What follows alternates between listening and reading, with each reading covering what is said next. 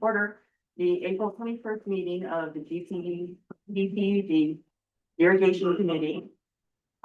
Is at 2:01. I got it. Can I have a roll call? Member Lowry? Here. We're gonna do this a while. Onesco. Member Onesco? Here. Member Wright? Here. Member McKay? Here. Board liaison Fisher You're present? and board liaison Seaman? Present. Okay, and the pledge.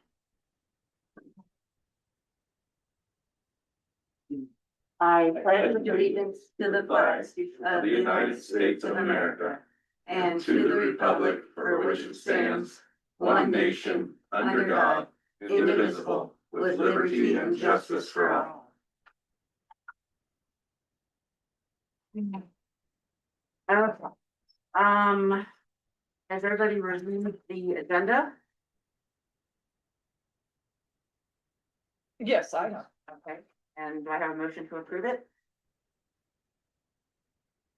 I move that we approve the agenda. And a second, Second. all in favor? Aye. Okay. And now, this is the section of the meeting where we have public comments for items that are not on the agenda. And I see we have a couple of people in attendance online. Any comments on anything, Sheree or John? Yes. We do have a comment from the floor. Dr. Ronald Wright, Doctor of Veterinary Medicine. I'm very concerned about it that there is so little attendance by committee members at board meeting. Because you won't know what's going on if you don't go to board meetings.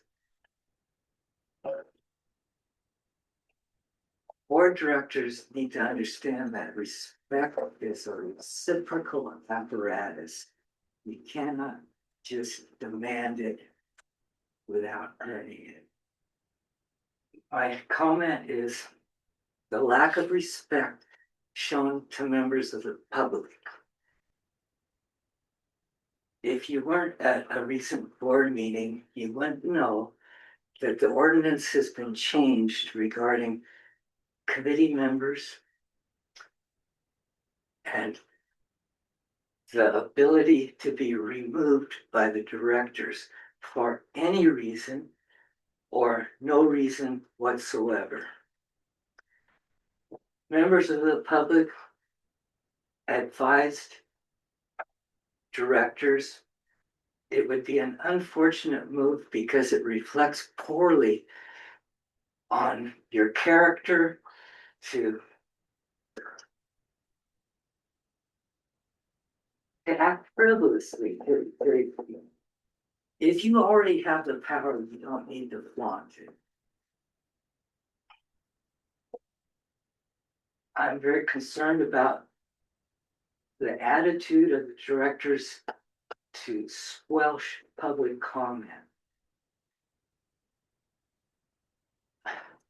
Sheree has given so much to this district. She had some question. Director President Saunders would not allow her to ask more than one question.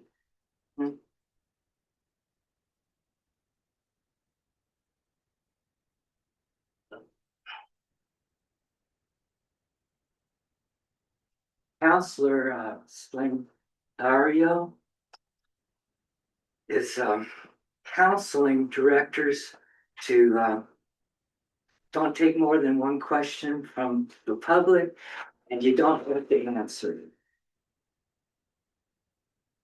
When the public objected to this change in language, our counselor told me personally, he announced that I did not have the understanding to know what these words meant. I take that as an insult. And according to the rules that you set up, I could not object. Shameful. Shame on you. Hmm. Thank you. Thank you, sir. Okay. Yes, What meeting are we referring to with this? I believe it was last Monday's board meeting. or- The board meeting at Week ago. last Monday? I think it might have been one previous one. Previously? Isn't there a 3 minute? It's not how many questions, it's the time. Correct me if I'm wrong. Let's say I think the issue that you may be referring to is district council's trying to avoid a back and forth with the public.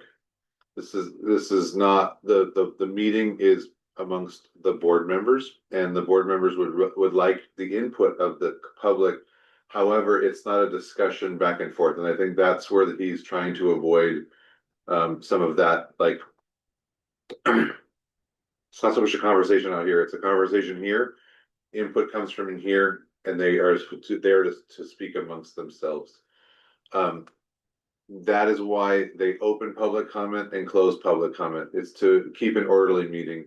In the past, it's been like we have multiple board members who sit in the audience as well.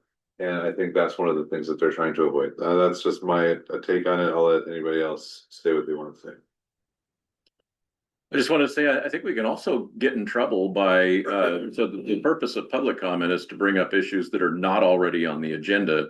So the public is welcome to give us input. We can take that and into consideration, but we can get in trouble if we bring up items and dialogue on those items as an informational item that's not on the agenda. Well, that could violate the Brown Act, I think, is one of the things that council is trying to keep us from doing.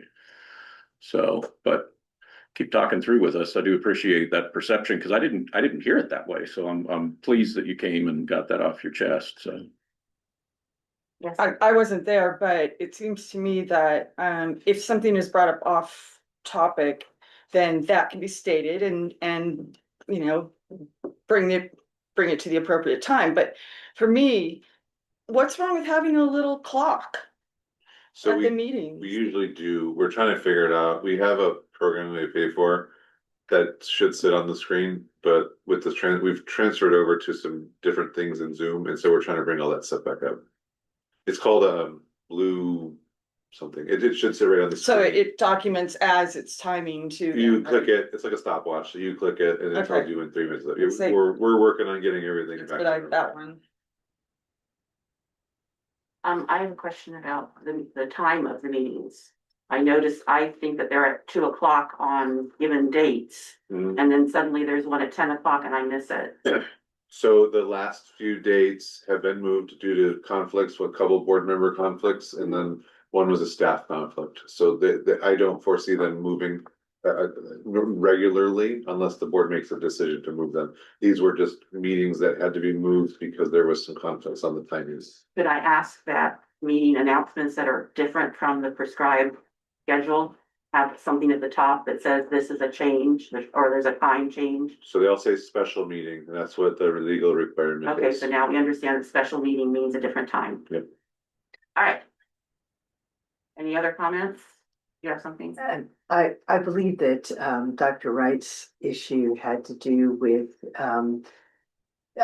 feeling a lack of being heard by the board, a lack of opportunity for members of the public to address the board or members of the committee, and feel like they're being heard. That's what I gathered from And, it, yeah. and so it's, I don't know if it's a failing within the system of the way boards work, but if we're closing out the public, if we're not hearing what the public has to say, they don't have an avenue in which to comment about any of the issues that come before the board or the committee. And not sure that's a good way to run a government. I know that in this committee, I have allowed public comments and back and forth, and that's my personal, and I don't know how much of that is personal. For lack of a better word, leadership, head of the committee or the board, or how much of it is prescribed by Brown Act.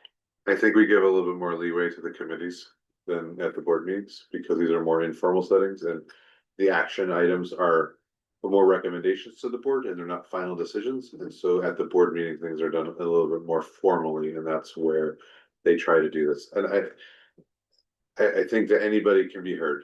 So there's always opportunity to do public comment, and every item we open up public comment on. So I think I totally understand if there's a thought or a feeling that there's less communication.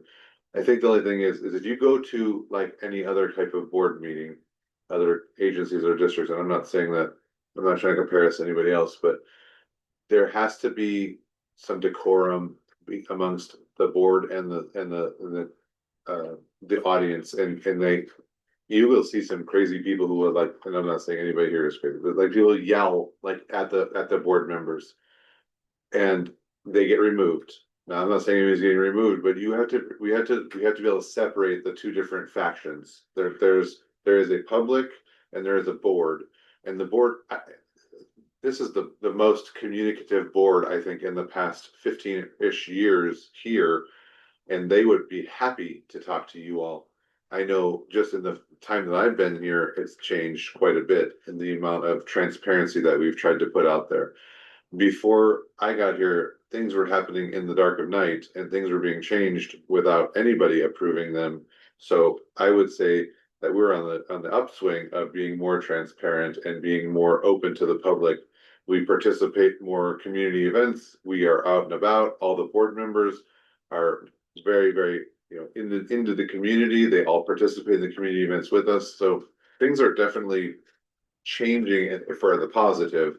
Now, can things get better? I will say always things can get better. We can always communicate better. We can always be more transparent.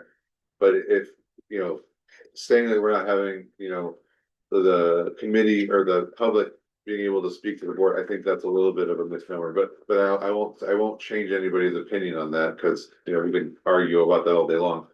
But I would just welcome anybody to go back to what staff here will call the dark years. Well, it does say in the public comment that disruptive conduct should not be permitted, and it's up to whoever's leading the committee to. That'd be you, yeah. So it's, and that's not even cuss words. Somebody can come up here and start cussing at us all day long. It's when somebody starts throwing things or threatening things, No, that's the only thing we'll definitional. ever, huh? That's definitional. Disruptive is not just throwing things. No, I'm sorry, using it as an example, throwing things, but threats are, Yeah. or being aggressive, but like you can come up here and they can drop all the F-bombs they want and we can't stop you because that's freedom of speech, but whoever is in charge has to keep control of that, make sure it's not degrading after that. But yeah, the board is always willing to hear from people. Okay, Cherie, you have your hands up. Yes. As somebody that's attended every single meeting, either on Zoom or in person in the last 9 years, I have to say that I agree with Ron. It's the transparency. And the biggest thing is not necessarily just the verbal comments, the written comments. I used to provide written comments and they would be attached to the meeting minutes. Now they're not put anywhere. Somebody would have to do a FOIA request, a PRA, to get what comments I did written. And I think that's totally unfair. It may be legal, but it's not transparent. And so since Frank has been here, that's, I think there's some good stuff that's happened, but also the public transparency isn't there. Like I say, it might be legal, but it's not transparent. Thank you. Thank you, Cherie. Anybody else? Well, yeah, and I apologize for not coming to meetings. Then I'm going to close the public comments on non-agendized topics. I need an approval of the minutes from the last meeting on March 17th. Does anybody have any comments? Member Lowry? No, sorry, I was just gonna say, I approve. Okay, well then we need a motion. Motion to approve. Yes, and second, Second. all in favor? Aye. Opposed? Nope. Okay, move on. Okay, the first item on the agenda is water resource update. Our general manager and operations manager. Yeah, we can talk about kind of where we're at. It's gonna come up a little bit with the urban plan stuff too. But I think right now we're still full, obviously, nice rainstorm outside. The board did approve the caveat language that you all discussed at the last meeting. We were already over 3 inches by the time the board meeting happened, so they voted that May 15th was going to be the start date. And October 15th will be the end date. I don't know, is there anything else updated? That's pretty much it. We're still filling the spilling, so. I go with Andy first. Just one, did we cover number 5, irrigation season? That was my application? question. I think we missed 5. At the bottom of the. If you, can we come, let me get the numbers for I you. printed mine out earlier. Yeah, I don't have the numbers off We the didn't. top of my head. I'll have to go get them for. We did miss 5. I'm sorry, it wasn't on the copy that I Could printed I, out. Yes. All right. can I ask a suggestion? That in the future, we have this stuff already built into this, for the package, where if you have numbers to provide, then let's have them on this with this agenda when it comes out, as well as some of the other information that it's just a one-liner with no information with it. So it's a little hard for the public under quote transparency, so the public will actually know what is coming and what is going to be talked about. And or the members of the board or the committee, as well as the liaison, because I can tell you, who knows what the heck this is all about. It's just a bunch of one-liners, and we should have all the information, just like a board packet. It shouldn't be this brief. Thank you. Thank you, Donna. Okay, was that the end of item 6, the water resource update? Yes. Then let's move back to item 5, the irrigation season application response update. So I apologize.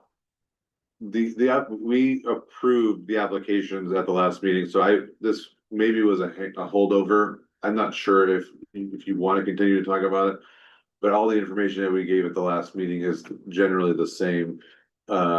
So I'm asking the information right now, but it was whatever was approved at the board meeting. I'm sorry, I don't have the number off the top of my head of how many applications got put in. There was also an item from last meeting that we asked that staff determine how many of the 23 irrigation applications not returned might be the out-of-district customers that were part of the LAFCO annexation process. There was only a couple we called them and I didn't get a response from them. So only a couple and no response. Yep.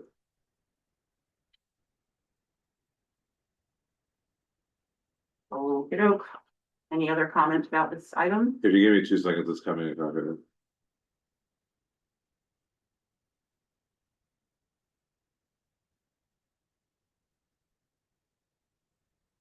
I did have one question I think is related to number 5. Go ahead. Are we getting any snow out of this snowpack, or is this all mostly following in rain? There was a little bit from the last storm. I don't know about from this storm though. I think it's too warm. I've been looking at the weather. It's curled more down, I think, is where this is coming from.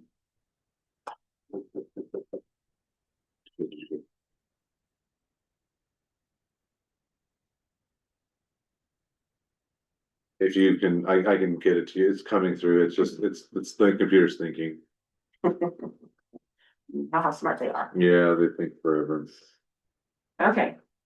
Moving on to item number 7. Discussion of the fire mapping system referred to in the 2025 irrigation service customer survey. And the last meeting, member Anusco said that he would collect more information and bring it back to the committee. And I assume that you might have something.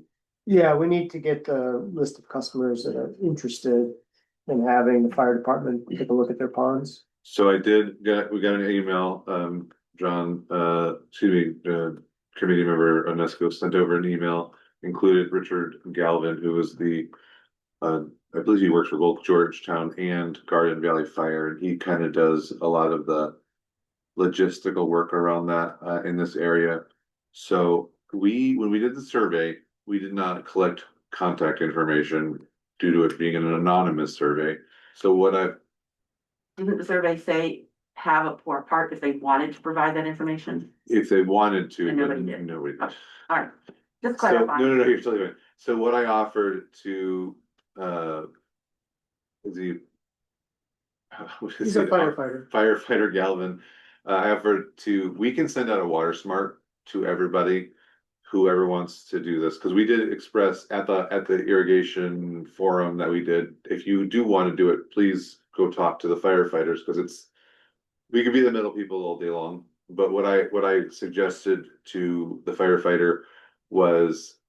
If I can send out your contact information through the water smart system, you can contact them directly. Or you can contact us, I don't care how you wanna get hold of it. So that was my thought, and I'm waiting to hear back from him whether or not he wants to go that route. And what information we can send out, cause I don't wanna send out, information. I don't wanna send his contact information to 400 people without, his permission. Yes. Good. Any comments from anybody, public or otherwise? Director Seaman? You're muted. I know, I had to get to it. So, it would be great if you would be communicating, with the president of the committee, so she was aware of how things were transpiring and how they weren't.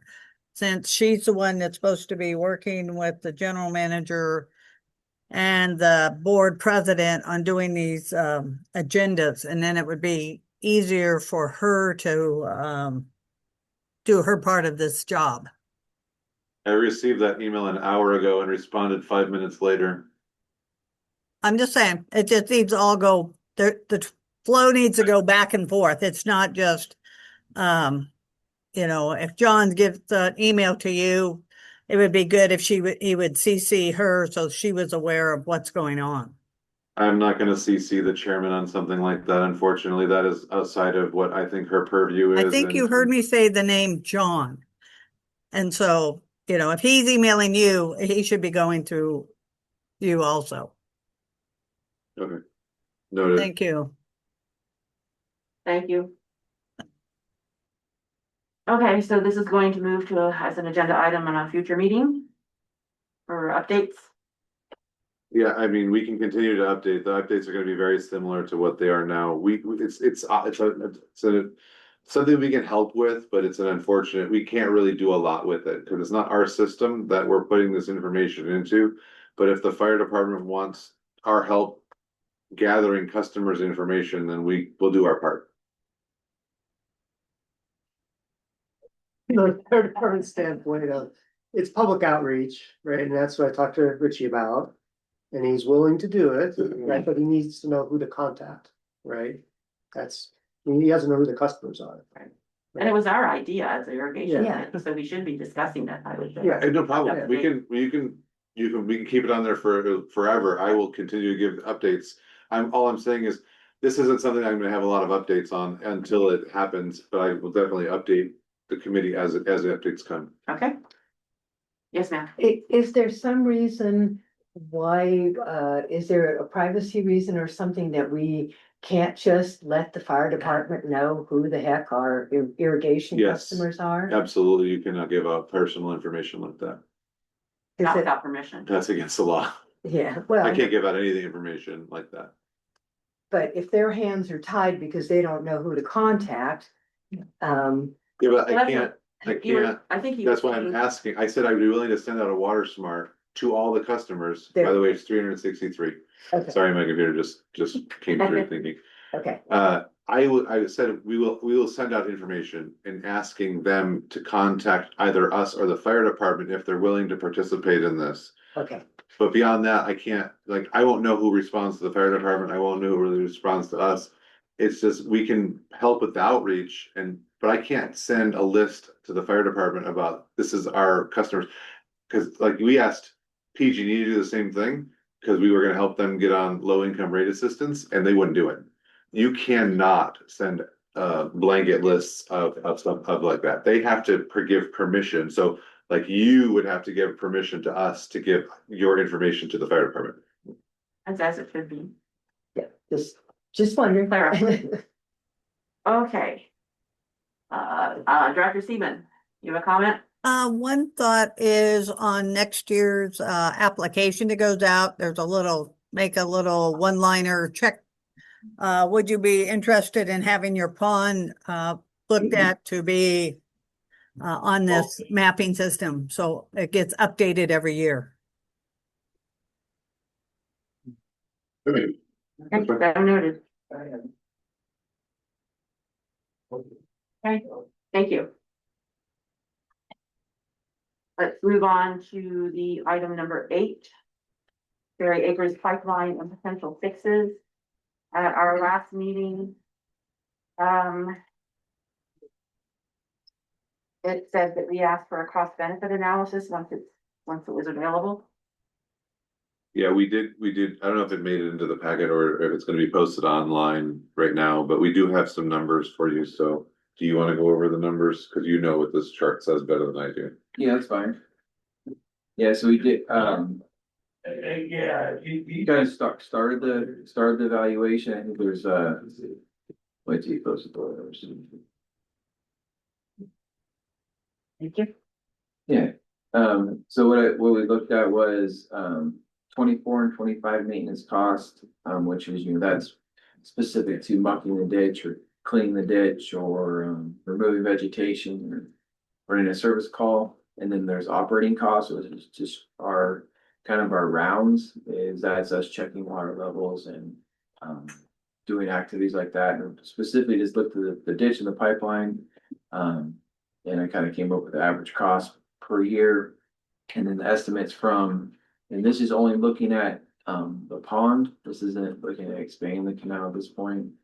Then I just came with a return on investment on what it would, estimated cost to construct the pond at the pipeline at the top of the headworks there, and then what our typical revenue, what our cost is, and just compared that. Year 1 to year 13 was where the return on investment would come in. Would there be any grants that would be available? I think we could go down that avenue, maybe find something, but I didn't see anything as of right now. I'm sorry, can you speak up? I'm having a hard time hearing you. Yeah, sorry. Yeah. Okay, Can you repeat what you just said? Yeah. Please. Yes. So I looked at both the ditch and the pipeline, Cherry's ditch and pipeline, and for this evaluation, it was just adding a pond to for storage to have increased reliability for some customers out there. We've talked about before, we have low storage, so any disruptions, we lose water and then customers lose water.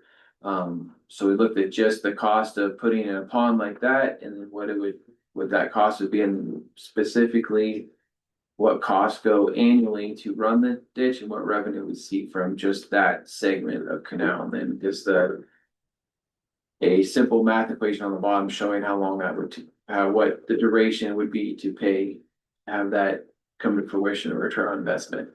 13 years, basically, almost 13 years. For that one, yeah. Is that something that you're used to, those numbers? Is that acceptable? It's pretty high. It just depends on how many customers on a specific canal, right? You know, how many customer impact knows that it's a very low customer number there, so that period is longer. I would say it could go higher as well, because if you have people who drop off, then it's, you look at typical projects along this to be 3 to 7 years payback. Gotcha. So Okay. So why did the average cost go to 16,000?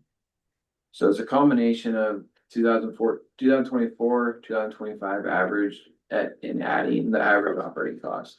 it's right there on the line above. You see where it says annual revenue 52K, and then average annual operating costs. So you Yeah, average- I see, Oh, yeah, I see you're right. 124 and 25, and then it says the average was 5,000. But doesn't Yeah. say over what period it was averaged. Yeah, so yeah, it could have been clear there. So you're adding in 24, 25 costs together. That's an average, and you're adding to that the operating cost on top of maintenance cost. So 3 numbers and then you divide by 2. See, that's 16. Not Where is this document? Well, it'll be posted online. It just got finished today. Oh, it's posted online right now. You can get it. I got it offline right now. What is Call involved? that. The So you have 2024, right, maintenance cost. Yep. And you have 2025, maintenance cost. and then you have an annual average operating cost, but it's not clear what that average is of. I think he's wondering, where does this number come from? That is from our general daily rounds we do. So every day we go out, we segments of the ditch will run from that is the main canal, so it runs from here all the way down to the end of the service area on Cool side. So that's a proportion of that cost Over to get to that number. Over those 2 years or No, 5 years? That's over 2 years, yeah. Okay. Only since we really had photograph, we've been able to track that. And what was the main cause of the doubling of maintenance between 1 year? Is that the problems that we've been discussing? Yeah, or if there's an additional like lining project, or if there's additional mucking that takes longer, takes or culvert replacement, it could fluctuate year to year. That's why I did the average. Yes.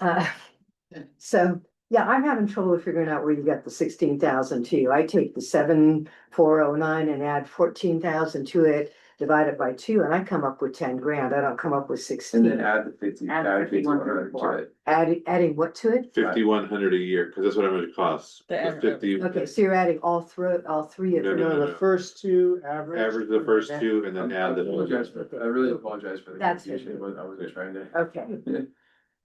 Yeah, formulas would be helpful. And what is involved in the environmental cost of 170,000? That's almost 2/3 of the cost of Yes. construction. Yeah, so since it's kind of the holding pond, there's biological assessments, historical assessments, and then Equal or not these. CEQA and NEPA. CEQA, yeah, but see, the problem, the 170 is probably a high estimate, because you don't know what kind of permits, if you have a 1602 or 1404 permit, until you go through those original assessments, so. It's the best estimate I have at this point, too. And you feel it's a high estimate. You're hoping it's a high. Very estimate. conservative, probably conservatively, yeah. So, Donald's first. I'll add one, go ahead, I'll add mine at the end. Okay, Director Seaman, please. Yeah, I still don't see where this is and why we are not getting a copy of it so that people online who's supposed to be part of this can't see what the heck you're talking about. The other thing is, 24, 25, the costs weren't probably that great. If you go back 5 years and do 5 years, you're going to find that there's a lot of call outs beyond the quote, they go out every day. And that's always been a problem. When finally we get I wish you would stop rolling your eyes. Where they're finally cleaned the ditch and the ditch gets clean coming into the area, then it becomes something where, that cost is off, and that probably should have been done, every couple years. So there's a lot of costs that aren't kind of included in this at this point. I can't tell you what is included, but the fact that multiple people call every year and it just doesn't ever get corrected. It's like they go 2 to 3 to 4 days without any ditch water. So at some point, we're subsidizing our water use or the irrigation system. Thank you. Thank you. I was just curious, we only see the past 2 years and it went up. Is this normal? Has it been going up every year, or what was it the years before this one? What was it like? So we don't have a lot of good data before that, because the Carter Grid Asset Management Program is fairly new. And it's near the crew, so really 24 to 25, they're the years that there's more use. 95% for every task we do associated with a project or a segment of canal. So before that, the records just aren't good enough to have a confident number. I guess I'm a little confused. So all of this 16, obviously the project cost is the cost of the project, but you're saying 16,000 is new cost that you don't have today? No, that's not Okay. new cost, that's just our average operating maintenance costs. Because if we're paying that anyway, that would affect that return on investment date, would it not? If they're not new costs, would that not affect the return on investment? Wait, I'm just trying to understand your If, question. I mean, if the 16,000 sum or all of that is costs that we're gonna pay regardless of whether we Anyway. do the project. Yeah, but you still can't calculate that in for ROI. And it's, and, you know, I'll caveat with what Donna was saying, or excuse me, Director Seaman. The 16,000 is probably high after this work is done. But we don't know how far it's gonna come down because some of that is regular callouts and some of that is regular work and some of that is extra callouts. So it's probably high, but I couldn't tell you what it's going to be. So, Yeah. but yeah, those are still, you still have to calculate that into the contract when you do it, when you look at how if you're turning in an investment. So you could pull it out if you'd like, that's fine. It would. I'm not sure it would tell the right story though. And then on the revenue side, that's also, the 52,000 is also money that we would presumably get regardless of doing the project, is that right? That is correct, and there's another thing there that if rates go up, we could see more, or if people leave, we could see less. So you use the information you have today to build them all. Okay.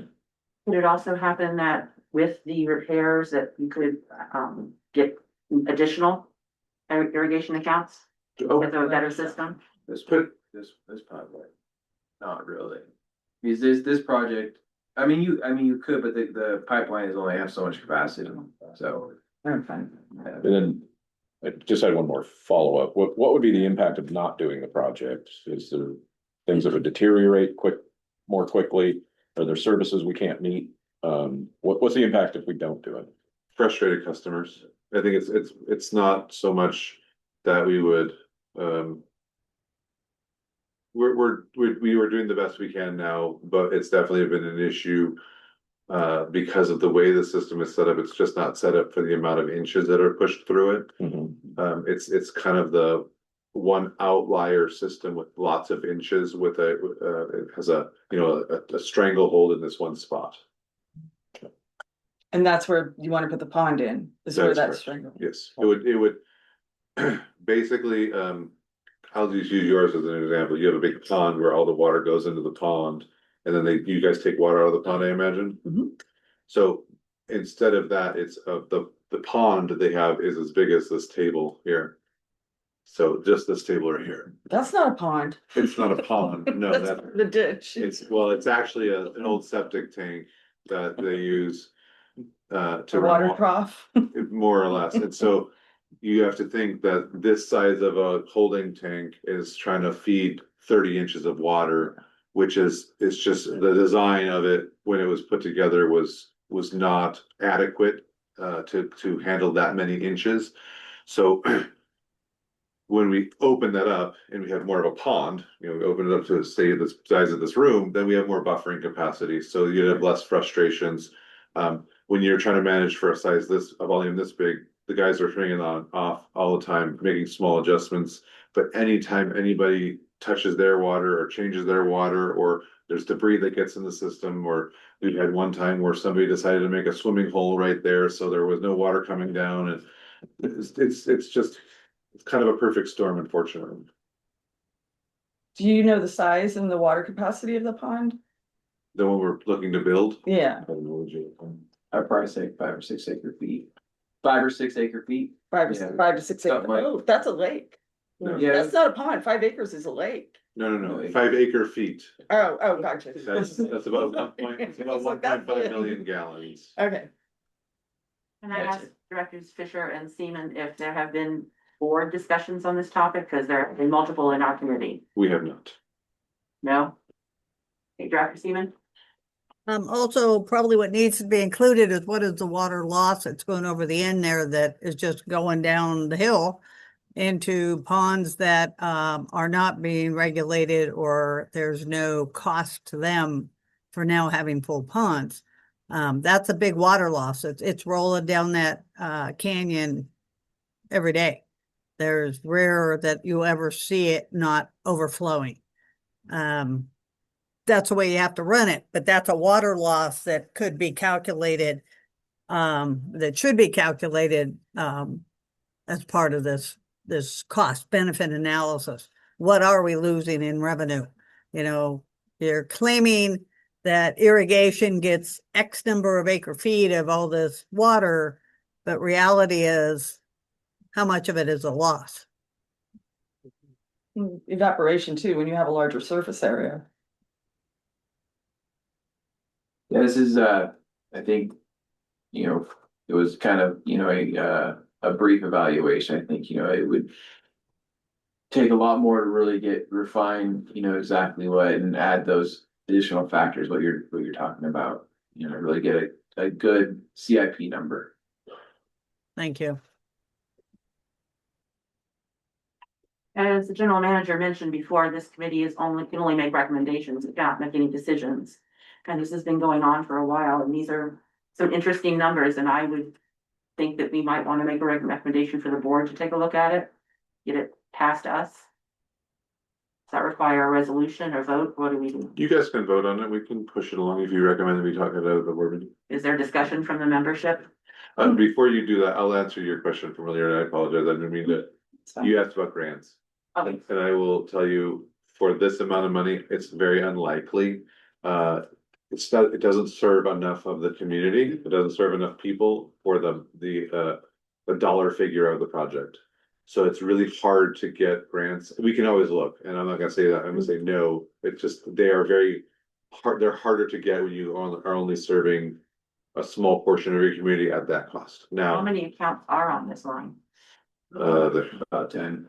10? 10? And that's the pond you're building for 10 people? There's also 5 What's the ponds that capacity? this area feeds.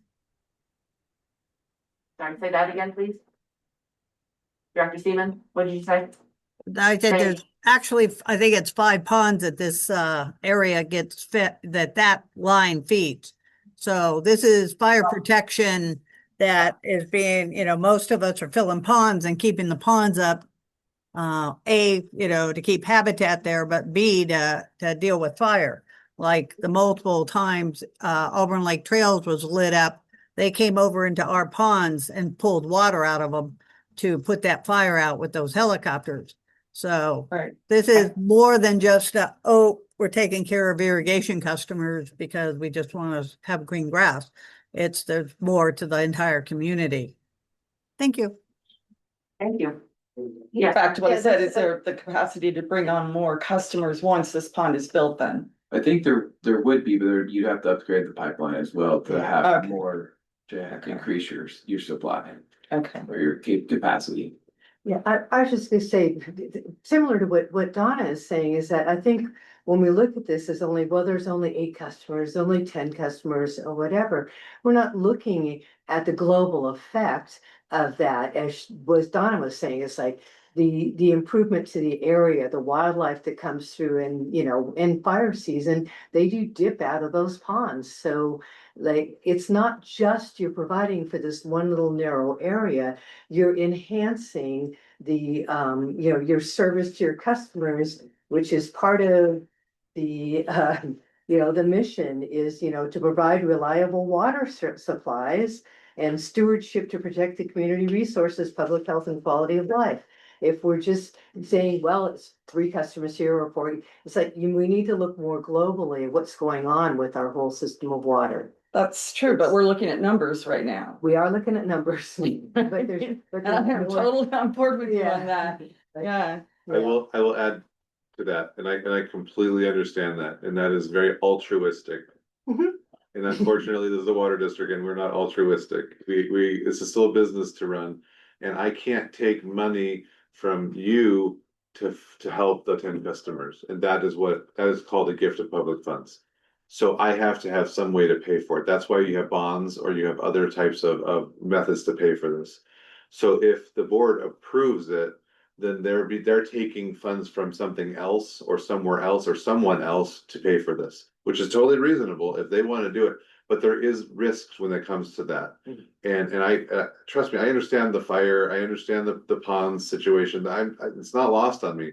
I have to look at everything from the kind of the devil's advocate view of this, because I wanna make sure the district doesn't get sued. Because I'm not saying you are gonna sue us, but you would have a right to sue us potentially because we're spending this much money on a project that does not benefit you. And it's some of your money that's going to pay for this project. Wow, I would disagree that it wouldn't be benefiting me, because it would be benefiting me for the fire not to come roaring up this hill from Cool. But that is, I hear what you're saying. Please don't take this the wrong way. And I don't want you to think I don't care. That's not enough sometimes, because that is the, people have to look at the world more like that. And I agree with you 100% that that's the way people should look at the world, but people don't look at the world that way. And when we see it on the back end is where we actually have to deal with it. So take it for what it's worth. I'm just saying, that's what I have to be careful of. Well, we have a problem. Definitely. We don't have a solution. We have a proposal. And I do think the board should take a look at it beyond our committee. I don't know what more we could do except asking questions. I think we can, if you guys approve it and want to recommend it to the board, we would be happy to bring it to either the next board meeting or the board meeting following that one. Can we approve it with the questions, and can we have these numbers to be more specific in showing the, We'll put Formulas together involved? something more formal. okay. We need a formal vote. Please. Okay, do we have a motion to take the Cherry Acres pipeline and potential fixes issue to the board for their review? For possible solution. About yes, That's I officially bring it forward as a motion. I'm In going other words, to bring it to the board. bring it to the board. I motion to bring it to the board. Second, Second. okay, all in favor? Aye. Opposed? Okay, Can I throw in one more thing? Yes. I do have to agree with Donna's frustration about not seeing these documents. I didn't see these documents until I walked in the door. yeah, It'd be really helpful to have this 40, or what is it, 72 hours ahead when we're supposed to have it. So you have a chance to look at the So numbers. hold on, I want to make sure you don't use the right word you just said there. You said supposed to. That's not the way it works. The packet doesn't get, there's no legal requirement to have the packet out there. Now, should we have it out there sooner? Yes, but we are still working on finalizing this information as of yesterday and this morning. So that's why it didn't get out until then. So the 72-hour rule is only for the agenda. It's only for the agenda, but you know, Donna's not able to see what's going on. So Donna, everything is online right now. Yes. I pulled it up online right now, Okay, and Then then it doesn't matter at this point because the discussion, when did it come out? It This has not, morning. it was not available prior to the meeting, and notification did not go out to the customers to be able to go, oh, something just came out and I need to download it so I can see it. And that was my point about this whole agenda. That's one lines, and there's no idea what the discussion is really going to be about. There's no backup documentation to anything on this agenda. And it's a little difficult for this committee to discuss things without having the information. So you can give it to them in 24 hours, but give it a full package.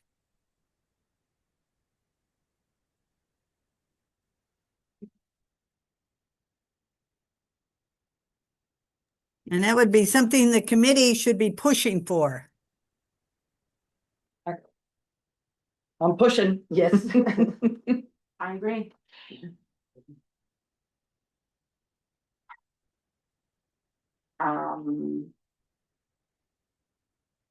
I am going, is there any more public comment on that subject? No. Okay. I'm going to move on to the next agenda item, the LAFCO GPUD parcel negotiations. So I'll give the update on this. Again, there's no information for this because I don't have anything to put in here. The best thing I can say is we're working with the surveyor. We've given the surveyor the deadline of April 29th to have this done by for the May LAFCO meeting. And just for anybody who was online, we did get a comment that LAFCO stands for Local Agency Formation Committee. That is what it stands for, but, we. Commission, I apologize. We are working with the surveyor, we've told him that this is a deadline, and I've given Adam permission, if he needs to expedite this by financial means, then let's do it that way and get this done, if it has to be done by the 29th. And so that's where we're at, there is no other updates beyond that we're waiting for the surveyor to put this together.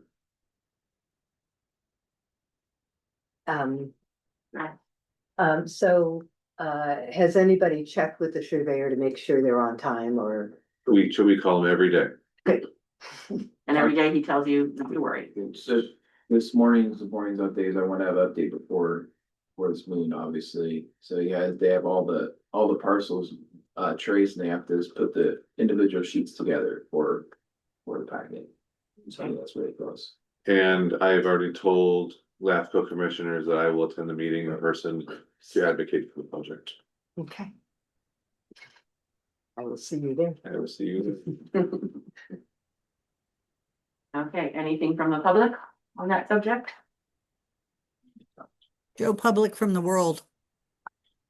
Director Seaman, I'm sorry, I didn't see your hand. It was behind your name. There you go. So this is an extra cost on top of what we already spent, correct? The Yes, surveyor cost. 100%. And how much does this cost? And did you bring this number to the board? It doesn't have to come to the board. It's underneath my signing authority. Approximate cost was $16,000. And I've given Adam authorization for an additional 5 if he needs it. That's correct, within your signing authority, but the whole project was supposed to be approved and the numbers were supposed to come to us in totality, not just pieces. Well, we were not informed by LAFCO that this was going to be an expense on our part. So to expedite this process and to make sure this was going to make the May meeting, because we've had several committee members and parcel owners who have had this as a very important project to them, the decision was made because it is underneath my signing authority, and you gave a permission to push this project forward, that we made the decision to go forward with the process. Yes, just please bring it to the board meeting in May so that we know the full cost of what this is. We don't know the full cost. We will not know by May what the full cost is. Cost to date. Sure. Thank you. Just put it right here. Okay. End of that topic. We're gonna move on to the ways to increase water sales. And I'm going to turn this discussion over to Rena, who brought up the idea of sending out informational flyer, postcard. Did everyone get these, or this is to, no, That's for you to pass out. just for me? Okay. Pass them out. I haven't had, to pass out. Okay, so one is one and. So stay. I have them. Thank you. 2, 3, 4. Lucy did such a great job on these. Okay, now these are to be kept side by side, what's coming now. You have an extra copy. I do. Want to give one to our audience? Oh. And here, take this one too. This is, Yeah. all right. Side by side. Okay, and this is a comparative side by side of these flyers. Oh, there are two of you. Yeah. And we want input on these, things like just what your first impression is when you look at this. Just to note, the backside, the green with the green writing is the same on both. It's identical. On the backside, Yes. it's just the front side that has the two Right. different, okay, Yes. all right, What great. is the difference between the two? The difference between the two is, well, I read it on the note, one gives information on the gallon equivalencies, Oh, I there's the blue box at the bottom. The other one speaks to the prepayment, which reduces your monthly cost. Can I start? Asking questions? Yeah. Who do you plan to send this to? Well, we need to send these out to everyone who has water capacity, not those who already have accounts. Unless you So- want to have, Hold on. What does water capacity mean? meaning that they already have something coming to them, but the line isn't turned on, they're not paying for it. So former customers in potential, There you go. new and former customers. Former customers initially, Okay, so here's one, a couple, I'm just gonna tell you all the questions that I'm gonna ask you offline, so I'm asking them online here. We don't have contact information for every former customer that has been in the system, because when people change, when owners change, we don't have the new Right. information for owners.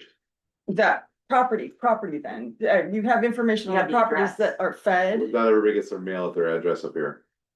But don't be, a lot of people use True. PO boxes. But that's a small percentage of people, or they have PO boxes, which, We wouldn't know what the PO boxes are though. okay, let me ask you a question. The 2024 flyer Yes, you sent out, yes. how did you send that out? Water smart. Okay, but that's only to potable No, people, right? No, everybody in irrigation customers all having water smart as well. We can send it out to just irrigation customers under water smart. So Okay, we can check a box that says these go just to irrigation customers, Okay. or just to wastewater customers, or to all Gotcha. customers. got you. So the Water Smart is still active but turned off. It's not counting at those properties that have the capacity, correct? Potentially, but we may not have the correct email address, because if the owners changed hands, we won't have the right email address. So if they're, say, I'm just gonna use it as an example. If, say, Anne turns her water off and doesn't get it anymore, but she still lives in the same house, we would have information for her because she had her information in the system beforehand. However, if Anne sells her house to Christy and Christy now lives there, we wouldn't have any information to get a hold of that account, which potentially used to have water. Okay, we have a simple solution to that, because I get that kind of mail all the time. Cannot Under blanket, Jane and John Doe, we we put cannot or, blanket this to everybody in the district, if that's what you're asking for. no, I'm saying to those people who have had the account, you're saying we don't know who's living in that house now. I'm saying, or current owner. Sure, I mean, we could do that, but yeah, how many, do you get PO box mail or do you get mail address? I don't know what it is up here, cause I don't live up this area. I get mail at a box though, in my house. Mm-hmm. Mhm. I don't get mail in my house. I get mail at a box. Yeah, half my neighbors do that. That's the one issue that I see. And we could send mail. If we get a return to sender, we'll know that they don't get the mail there, that's fine. Yeah, as far as those post office box go, yes, those change, so those don't attach to the properties, of course. Is there any other way that you can think of? From a smart meter turned off within the last 3 years, maybe? Can it be a time? Slot of where there's a research back to, Well, we can research back all of the former customers who have ever been a customer since, I think, Tyler. So that'd be 22, 21. Around that time, yeah. So we can go back all the way to 21. So if anybody's Oh. dropped off since then, however, like, I'm just saying that if somebody's moved and changed, then we don't have their information. But I have no problem sending them out. And Okay. I'm just trying to tell you all there's things that I see that are potential issues for getting these to all the right people. okay, so just initially. Or current owner. On the address side, or current owner. That's Everybody fine. okay with that? So I would change the wording on the top. It says GDPUD may have water available in your area. Because there are areas that are fully booked. So if somebody is like, oh, this is awesome, I'm gonna add some inches to my account. And they're gonna call in and we're gonna say, unfortunately, your canal is fully booked at the moment, they're gonna get mad. Can we find another word than may, because we took that out for a reason, because it looks very, We can work on the wording. Let's not get too hung up on the wording right now. Let's I did- look I did- at concept. Yeah, it's fine, I. right, Just know that I understand what you're saying. not every area has available, a lot of them do, but there's about 25% that do not. We'll look for a different word, but other than that. and there's no way to, is there a way to decipher that and not send flyers out to those Mm, customers? A lot of staff time of clicking boxes, yes and no. What about volunteer time? I was gonna say, yeah, Can't be in the system. You guys can Okay. copy in the system. Okay, thank you. Okay, We you can't, mean we can't help, You cannot come into the system. we can't and look doge at- it. You cannot come in, you could absolutely doge it, but you can't come in and look at their names and their addresses because that's against the rules. Okay, all right, so we're gonna change that wording. Right. To May, back to May. It just sounds so mugwumpy to me, We'll change it. may have water. I mean, maybe it's fine, to put it down on the bottom then, where it says. Where available, maybe make that a little bit more. Please check with the district, there may be areas that are not, that are. At capacity or something like that, I don't care if you don't. No, I like I that like that, where asterisk and available. just say No, not where asterisk, available, put it right there. exactly, yeah. Where Just available, sweet, you could have water. simple, available. right, okay, where available. Okay, now, keep going, you said you had several things. Oh, I think I've already said several things. Okay, let me ask you one thing really quick, which one visually do you prefer? Oh. Oh, The green side is as yeah, it is, green- unless you Green have. is great, I think the green is fantastic, I have no Okay. problem with any of that. I do like the conversions on there. I get that question a lot. The blue, I hate the conversions of what, you know. I like that one I too, would just, con- yeah. I would make add, your eyes go. add a conversion to how many acre feet a year it is, that's what I would add. And there is one typo, I think, my miner's inch is 673 gallons per hour, not 67.3. Oh. Yes. I would remove the out of district rates are higher. I don't see the LAFCO process not going through, so I would just leave that alone. That's and what I I was would- thinking also, yeah. But you're with I was LAFCO, also gonna say the current wording in our ordinance doesn't allow out of district customers to apply. for- okay, well, there you go, okay. Yes, and it will. There are gonna be customers who are coming in to district that are not current customers. We did add 13 non-customers, so they will be in district, but we can send them to them as well. I think. Okay. Okay, and you said the typo was the 67.3, Yes. 673, if you just take the right? period out of there, it should be good. Got it, Yeah. okay. Right, and anybody else have input on this, on these two? I'm sorry to our Zoom people that you. Can we get these up to them right now, or? Like I Well, said the- before, it would have been nice if you guys would have thought these things through and given them to Taylor so that she could post them so we could actually all see them. Because this is kind of circumventing Can we attach it to the minutes? your system. Yes. Yeah, we'll absolutely do that next time. And the other thing is, at some point, once you get the initial one out, as customers come in, as what they said, 13 new customers came in or 13 customers came in, those get distributed out to those 13 customers. So it would just be something that filters in as part of a processing customers. Information goes out to them on the whole system, not just potable water. Yes, absolutely, and also having this be hopefully voted through to be a regular thing that goes out every year with a few minor changes so that it doesn't look like a repetitive thing that they're getting again and again. Some artistic graphic changes, that kind of thing.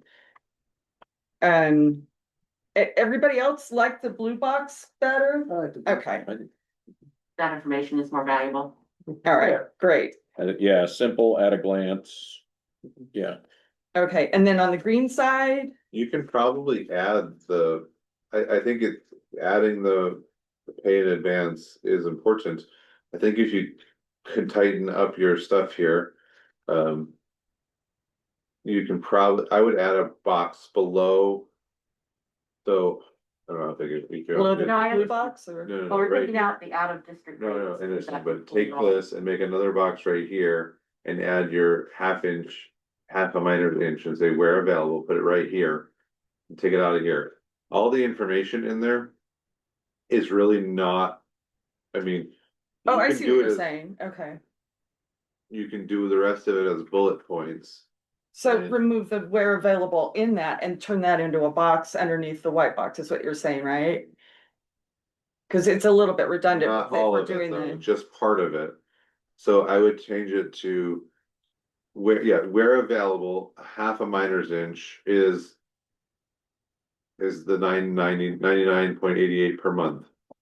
Now, you then get rid of the out of district rates, but that doesn't need to be there. Right. And then I would do bullet points, and I would do a bullet point that says irrigation season is typically May to October. I wouldn't, mid-May, you're adding words, keep it to one line. Then the next one, the next bullet, the board of directors has the ability to adjust the season every year, something like that. It's all the same information. I just think you need to keep it in one line. And then you can pull in your alternatively account holders. I mean, that's very wordy. So let's figure out a way to shorten that and put another bullet point. So you have 3 bullet points in there. And then I would just add the acre feet per year, because there's a lot of people who think like that too. Now, this isn't a typical size of a postcard. It's 5 by 7. This is, but you can get a half a sheet postcard. That was the question that I had. that was I one of the, wasn't that's sure. a coming question. That's the post office is gonna want the one in your right hand. Oh, excellent. Right. Yeah. That's what we were hoping. They that don't we want these could- ones. It costs the same money to send this and this as that. Excellent. And that one Okay, fits that was a their- biggie for us. Real Okay. estate makes a difference. Now, Yeah. the only thing I will caveat you with this is people throw those away all the time. I mean, every time you get an election one, I don't even look at it. It goes right to the trash. And we discussed that also, especially right now during the season. This is, yeah, It's not a and, good time to send it. right. And if that's the case, and I'm just throwing a whole bunch of stuff against the wall, so please, whatever sticks, Yeah. sticks. The rates may change before this goes out, so we just have to caveat that. And then, we could put this in bills as well for people who are current customers. Yes. So that could be part of that where we do that. Now, here's some other things, and I'm just looking at the board liaisons for this next part. This is gonna cost between $3,000 to $4,000 to do a mailing. And I understand, it's just not as simple as, slapping a stamp on something and printing it here. To print it like what you had, lift up your thing again. To print it like that, to make it look like that. The printing is usually about $1,000 to get it set up, and then the postage and everything on top of that. So you do not print in-house. We You're have no- taking it We to, do not have the machine capabilities to do that. okay. Yeah. That So we was would the have to take it question. we usually use a Minuteman Press in Placerville. Or we could also use, for our billing stuff, we use, let my brain work for a second. We use InfoSend, which we send out the bills and then they do it. And to do a bill insert is about $1,000 to $1,500. Okay. And they do the folding for the Yep. bill insert, okay, Everything is done. That's what you pay the $1,000. It gotcha. depends on how big of a mailing you do, but it's between $1,000 and $1,500 to set something like that up. Cause they set it up in their system, staff time, and then they do the staff time to put all the stuff there. And then they do, if you look on the top corner, it says something special on it. Probably says bulk mail or something like Right. that. Pre-sorted. Pre-sorted, so Yeah. they have a relationship with the post office and they take them right to the post office and they deal with all that and then they just bill us. It's just straight across billing. They don't Great, get okay, extra money for that. that's great. Mhm. Okay, so where did you get the numbers $3,000 to $4,000? That is just typical when we send out bill inserts or those types of things. Last year when we did this, it cost us, I believe, 4,100. When we did the flyer we sent out last year, it was about $4,100. I'll give you an example, and there's a lot more onerous. When we did the public hearing notices for the COSA, that was $15,000. So that went out to everybody. So that's obviously that's more customers. I'm just giving you, when you send it out to less, obviously it becomes less, but those are where the numbers come from. Gotcha. Prices are going up as we speak. I mean, Right. a stamp is almost 80 cents now. Well, the gas is going up, so. Yeah, but I mean, just to send that, it's 80 cents. So That's ridiculous. every one is almost $1 at this point. So that's part of it. And this company, Minuteman or whomever you decide, they do everything from taking the graphics to printing to stuffing to mailing, it's the whole, It's a one-stop shop. okay. We Okay. use them to do the public notices for the COSA, and we use them to do stuff. I don't know. Does anybody have the original flyer that we sent out last year? I know we found it somewhere, but I don't know if you have like a copy of one. But it looks just like the thing you have right there, the political ad. It was a little bit tiny bit smaller, but it was similar to that, and it was we sent it out last year. It basically said a lot of the same information. Okay, so this kind of comes back to, again, what is our potential of bringing in new customers with this? And can we? I'd like to make it a wash the first year that we send this out and we're able to bring on new customers. So I'm thinking now maybe possibly a follow-up to this. How would there be a follow-up? Or look for a flyer coming in the mail, whatever. Keep an eye out for a flyer about irrigation. How can we kind of stir the pot and then maybe do a follow-up? How would we're open. You tell us how you want us to. Okay, we'll think on that one. Pre-interest and then post follow-up. We could also eliminate some of the printing cost or the postage costs by having this available at various booths that happen over summer. There's the 4th of July and Founder's Day and Yes, all that's those fine. sorts of things. We could just have them on the table for people to pick up. Sure, that'd be great. You find, we can, when we print them, we can have extras printed. Right. Because it doesn't typically cost a lot extra to have extra printed but then you have to make sure that it's not, you don't want to do the years. You want to do something that's a little bit more generic because, like if the numbers change, we can't use them anymore. So like if the rates change, so if you want to do one that's slightly more generic, then that would be a really good option. You could do 2 different ones maybe. When is the optimal time for people to be considering the water usage that they have?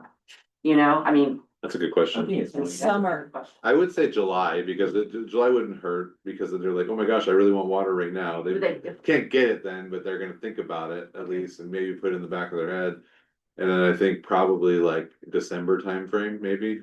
And what is the time if they don't have the mechanisms in place? Because I know that they have to have they have to install everything on the other side of the ditch right? And how long does that usually take? For us to do our work? I think Hopefully, she's at how long, when would they have to be, Okay, we're let's ready to take a drop of water right now, right. when would they have to have Jane it? by? Doe, I want to do this. I'm going to sign up for this. You know, you have to do this, this, this, and this before we can attach our service to your. I would say property. 30 to 45 days. 30 to 45 days. 30 to 45? Yeah. Okay. Okay, and on the green side and at the very bottom, GD, do we need that dash in there with the GD PUD? Yeah. We do, okay. Is in the process of implementing a short-term that we discussed at the last meeting. Has there been any type of movement on that, or what do we need to do to get movement on that? Moving on which part? To do a short-term financing program. Oh, we haven't had a chance to, we were working on it, but that's gonna take a little while to put together. Okay, That we won't need that until next year anyway. You won't have anybody but between now and May 1st or May 15th that we wouldn't. have right, put together. right, no, absolutely. Oh, we'll have something in place for next year. But by December, you think that we'll have something in Uh, place? Probably before that. I think we can probably have it done by September. It's gonna take legal is gonna be the issue we have with it. So I will, I'll talk to Adam and Taylor after this and we'll start working on it. So we just have to keep an eye on what that says. What that component of this says. Yeah, On the green side. At the very bottom. I don't. Yeah. That's fine. I don't know if we do 0 interest, that we had to discuss that. Because, Short-term financing. yeah, I know we do I have to see what we do for the water wastewater, I know it's low interest. It's like stupidly low, but I don't think you can do 0, Okay. but let me find that out. Change it to low. Let me find it out before we change anything like, anything. Okay, Just look. anybody else on the green side?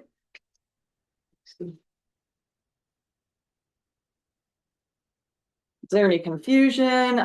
It needs, trying to hit a target audience that isn't gonna go too many words, you know, and toss it. I would put, Well, with the larger card. Or face out too. On a larger card. The larger card, it won't be so word. Right, yeah, definitely. can you put some, I don't know if you could do it under somewhere, but. If you are interested and you don't currently have infrastructure, please contact us to see how. How it could be connect, I don't know the word, I wanna say difficult, but I don't wanna say the word difficult, because I know that's not the right word, I'm just saying, in my brain. I can only come out with the word difficult, how difficult is to connect into the system, but obviously, It's how I'm to not a connect. wordsmith right now. Huh? How to connect them. Yeah, but I want people to realize that, like, we are limited, and so some of it's, gotta fall to them. So like, say, I'll use Andy as a good example here, Director Fisher, he lives in an area, I know he wants irrigation water, and I'm guinea pigging you right now. It's really hard to get water to him where he's at right now.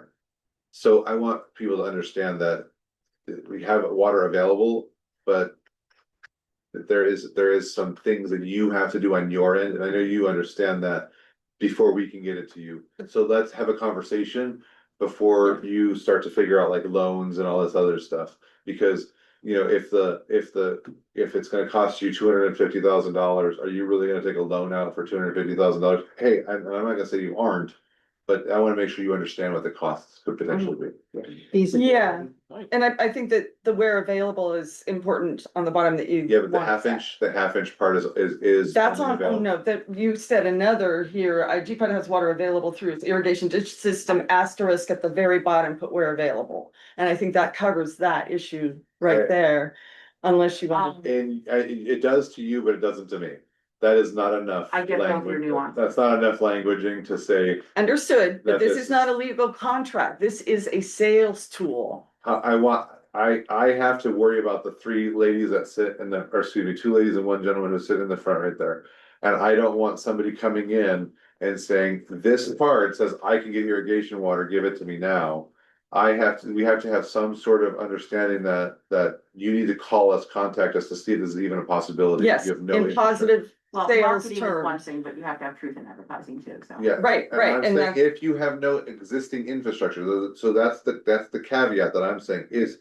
If you're a former customer or you have existing infrastructure, you're Yeah. totally if fine. if infrastructure does not exist. It's. Policy Here, to discuss. requires owner paid installation infrastructure, yeah, I not Yes. enough, not enough from by what you're saying. it's But not it's close, not- and it's it's, not- I just want a little bit, if you could just take a little Yeah. bit more on that one, that's all I'm asking. Works fine, yes. I should say, what Yeah. you're looking for is feasibility. Well, it requires owner paid installation infrastructure to connect, asterisk, GPUD is in the process. Yeah. Yeah, although those short-term loans, don't they would only be for the backflow we were talking. You're talking possibly for the I whole. thought it was forever. This is saying it's for everything, so you just need to tell me if it's for backflow or if it's for other stuff. No, that'd be great if it And did it's- cover. And I'm gonna tell you, the limit is gonna be like $5,000, I think, I don't even know, I think. Okay, that makes what's sense. The wastewater loan is limit, 30, maybe 30,000 or the waste. Yeah, so higher because the tanks are more I expensive. think it's 30,000, so what, I'm not gonna go, I can't loan somebody hundreds of thousands of dollars, I'll never see my money back. What's No, 30,000? understood, so The wastewater, the loan this is based on the wastewater loans. Oh, that's the max, I think so. 30 grand. Can't remember what the number is on top of my head, I'm so sorry, we're gonna look it up. okay, I believe you're. but you're saying it costs $100,000 to It's Lexus, put the right? infrastructure in? Is that what I'm hearing? What's that? Okay, it's $30,000 for the maximum loan that you're looking at possibly Potentially, instituting. potentially. But what I'm also hearing is that it's upwards of $100,000 to install the structure that the. In certain areas, person would it's need. not the structure, It's when you have to go through, get easements, going through people's property and building pipelines. I mean, The super a mile of pipeline in our industry is $1 million. So that, and obviously it's different when you're doing it yourself, so if Christie's going through Rena's and John's and Ann's property to get her easement, it's not gonna be $1 million. But It's it's gonna for, be it is for us, but you guys could probably work it out for less than that. But those are costs that, Yeah. that you have to realize that you bear when you do that process. Right. Right. Which is a huge consideration. That's, Well, and that's a very small part of this, though. There's gonna be maybe one or two customers that are, you know, every time these get sent out, we get at least 50 to 60 people who come in here and start yelling at us. that want water Oh, yeah. and it costs too much to get 50 to 60. 100%. Well, then we need to figure out a way to get water to those people. That's a lot of people. That's a lot of people, but every one of them is 10 houses or up a hill removed from our infrastructure. So it's not cost effective to get water to them. And we tell them, you have to talk to those 5 neighbors and get an easement from them. And then it's gonna cost you $150,000 on top of that to get a pipeline to your house. And they're always like, well, that's crazy and we don't want it anymore. So that's why. But they don't come back and bug you. Once you give them the proper information, they're fine with that, right? I mean, I'll ask Adam because he takes a lot of the phone Well, calls. typically, yeah, then once we go through the Yeah, process. I mean, you're gonna have to educate along the way when it comes to And it- something like Which, this. which I've said, the website should do that, Yeah, right? I just looked again, there's nothing on the website of how to connect. Yes. Any advice at all, and all that should be on there, like, Yeah. this is what it takes, you know, if you're this many houses Right. away, you have to put in a Absolutely. pipe, and if you're uphill, it's gonna cost money to pump it uphill, and.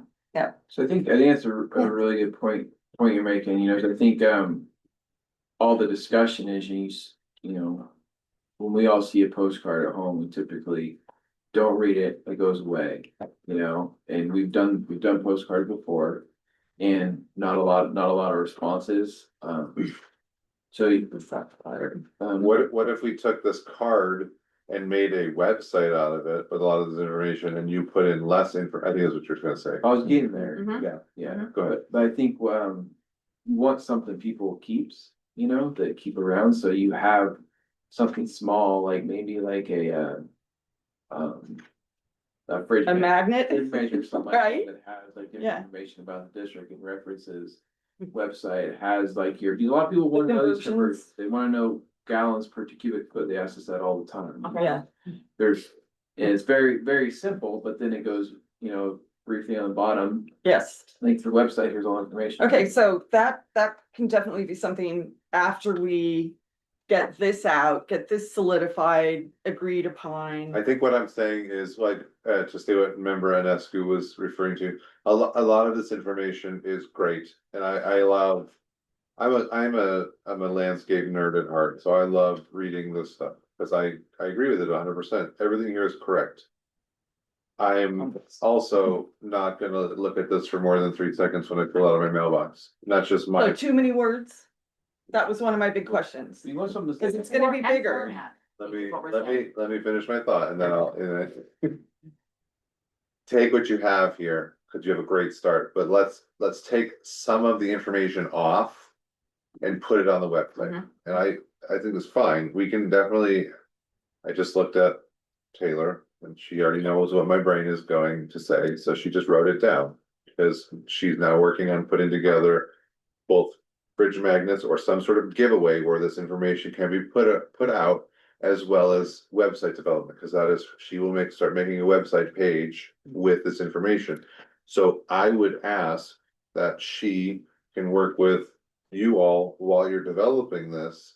And you can, go back and forth on what's on the website, because we can put infinitely more information on a Absolutely. You can website. put diagrams, you can put all Yeah. kinds of things. And the You can fact that write- it can I'm I'm echo. looking, I'm thinking, here's 3, 4, parcels, Yes. and this is where the easement would have to go. And we even have videos on YouTube of him standing in the canal of how your system works. Yes, So those exist. He's famous, so he's gonna be signing autographs right after the meeting if you'd like one.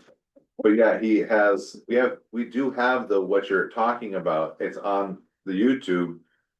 That, I think there's 2 or 3 of them that are on there. And if we need more of them, then by all means, because that was something we did in the past. That was the last time I that came up was. I have to say, I did find his. Yeah. But it's buried Mhm. way down on that. So- There's no It quick could be link for new embedded. customers So we if you're can- interested, We right? can Where's tag it there? directly with a You can picture of embed it. it, like, You yeah, can that's what I'm embed saying, yeah. And that's the thing, you don't wanna make it difficult Right. at all for these people. You wanna make it easy, Wonderful. and that's why we changed the wording, irrigation water makes sense, not. Would you like irrigation water? No, you lead them, take them by the hand and lead them. Irrigation water makes sense until you find out how much it costs. How much it costs. I'm just saying that, listen, don't think that what I'm saying is to try to poo-poo on what you're doing here, because I think this is great. I would, if everybody came to me today and says, I want irrigation water, I'm gonna try to figure out a way to get irrigation water to them. It's when we start to talk about all the ancillary things, that's when people start to fall off, so. I will back you guys 100%, you'll have all the staff time, you'll have my time, whatever you need to put this together. But I just want you to understand that this is where I need to show you all the roadblocks that I see. No, in my that's head. what we expect from you, that's what we need, Good. very much so. Just because, But I think also we can mimic this on the website too, so that it's familiar when people, oh, I got that flyer, this, whatever, it looks very similar to this. These images are public domain, right? Or, I would have to download them. So okay, we can do that. We can pay for, if they have anything has to be paid for. I have an account, so it's, all right, I can download them, so many for whatever. I don't know, I don't care, we may have to do it on We our can account. fine tune. Yeah, just because just for legalities. I did go through, probably 50 images to pick up these 5. We may be able to get some images from local people, That would work too. because we have like, from Duarte's, we have like pictures of their irrigation coming with grapevines, and I'm sure we can find Christmas trees growing, and we can. You guys know all the irrigation customers, so I'm gonna ask you all to contact them all and. We do, Kidding. I know. But if you know anybody who wants, if you know anybody who has a pond that's a photographable pond, just call us, we'll come out and take pictures of it. Yes, I do. You do know somebody? I am somebody. Oh, Yeah. well, then. Hey, you Feel got free, three come on sitting right back. Here. So we have a subcommittee of our committee. Just be Okay. really careful to talk amongst yourselves about that. Obviously, it's not super sensitive information, but But the 2, We have Yeah. been very, very aware of That's that, fine. definitely, and careful about that. and I've been very careful of, I don't mix subjects with, if I talk one subject with one person, I don't talk it with another. thank you very much. Thank you very much. What do you think, Christie? Do you think For we've what? done enough on this? Yeah. Did you have any other questions? Yeah. Okay. I think we can move to our subcommittee. Last job. Also in a recent, meeting, Director, Fisher had brought up some other ideas that I don't want to drop off the radar about, other agencies to work with. I don't remember it off the top of my head. Oh, the Ag Commission. I tried. Yeah, we're actually going to there's a dinner where, are you still going to the dinner? Thursday night, yes, I was gonna bring that up during our member Oh, comments. Yeah, and I'm trying to get there as well. My wife has class that night. so I'm Lines I mean, and no response. Okay, Excellent. well, I think as much as we can build relationships with the agriculture department and community. What does need to happen from your perspective? What needs to happen to revitalize agriculture on the divide? It's more than just water. It's cultural, it's dollars, it's generational, there's a lot of things, so. What do you guys think? And so I hope that'll be a good open door Thursday night and bring back what we learned from that event. Okay, anything from the public? Any more discussion on this topic? Take care of that. Oh, I'm sorry, I didn't hear hand. I'm disturbed about the negativity we hear from general manager Snyder. When people inquire about irrigation water, I don't think they'd be interested in that. It would cost too much. Wait till they hear what it costs. Well, people plow cars. They choose to buy property here because of the availability of water. When a person invests in the infrastructure, that makes the property more valuable. When that property sells, there's more taxes to the county. So knock off this negativity. Thank you. So in my defense, I would say I'm not negative, because I just said if everybody wants to get water, I will be happy to sell it to all of them. I'm trying to be realistic. I want you to hear what we hear on our side. I mean, we can look through the world in rose-colored glasses, or we can look at reality, and I'm telling you what people call and tell us. So I'm trying to give you as a committee and the public some background information of what we deal with here. I'm not being negative. I would give, if somebody wants to come in and pay for it, we'll give them the water.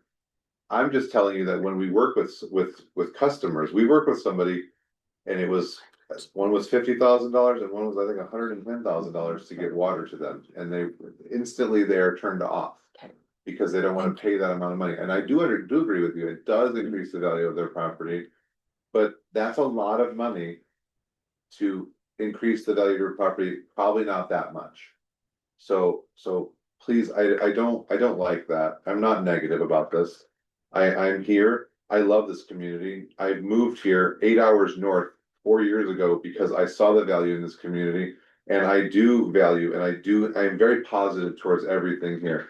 I have a realistic job, and I have to look at everything like from my perspective, from my seat, because that is what we have to do as staff members here. So please, you can feel however you want to feel about me, but that's very far from the truth.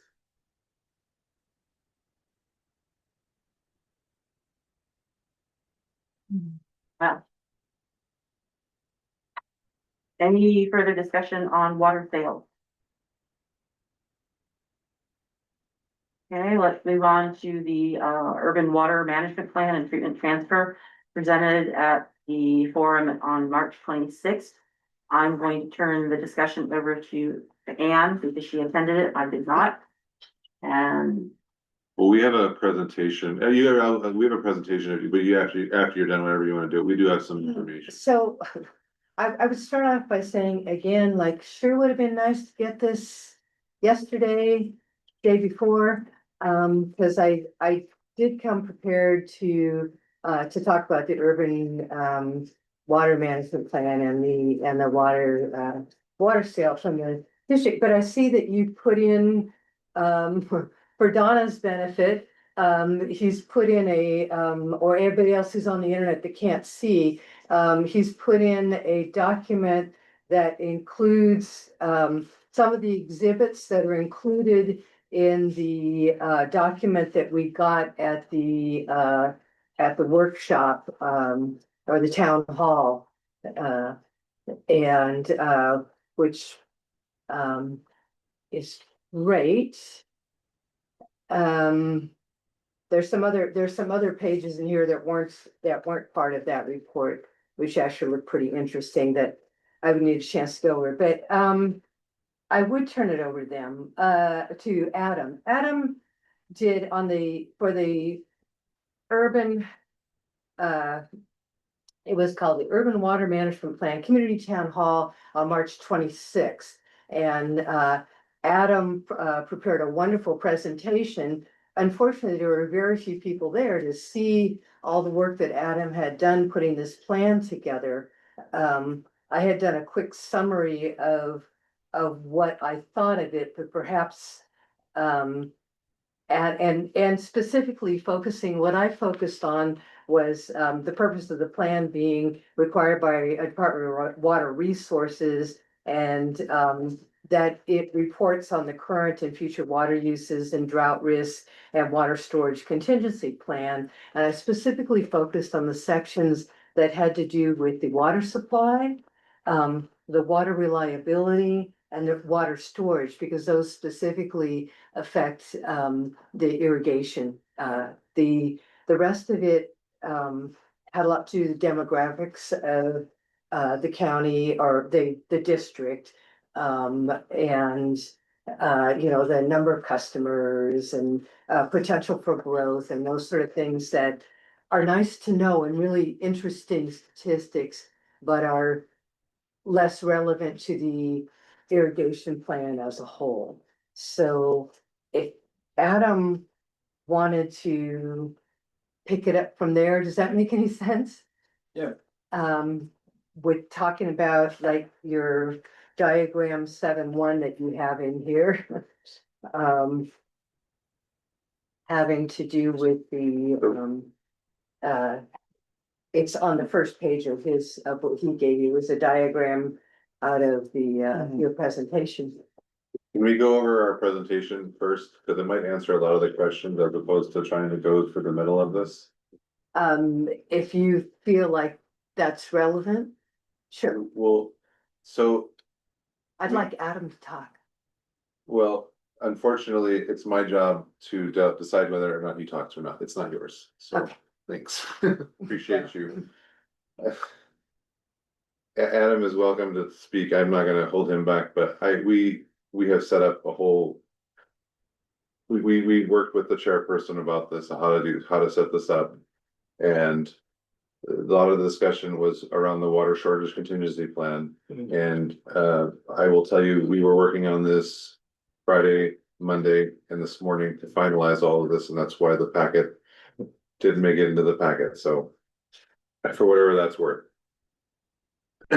We, could you have the resolution? We looked at several different things. There was some talk from the meeting that came up about when we do water shortages, who is affected first? And there were some board member comments about, where we should take the water from first. So we looked at, kind of what we had last 5 years ago when this happened in 2021. If you go the first, go right to the first one.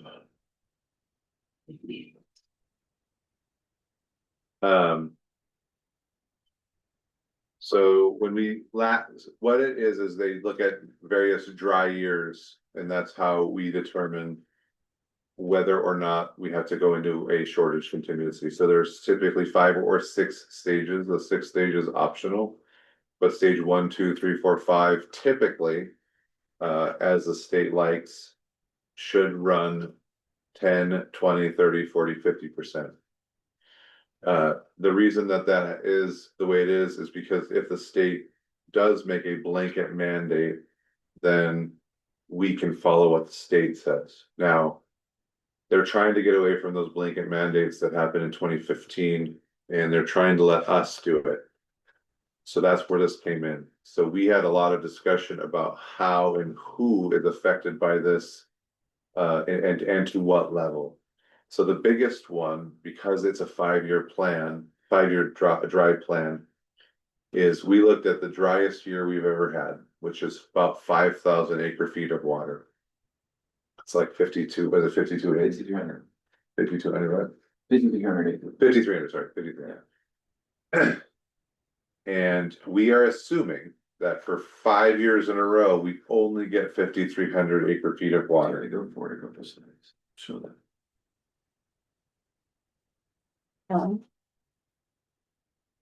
So, actually go one.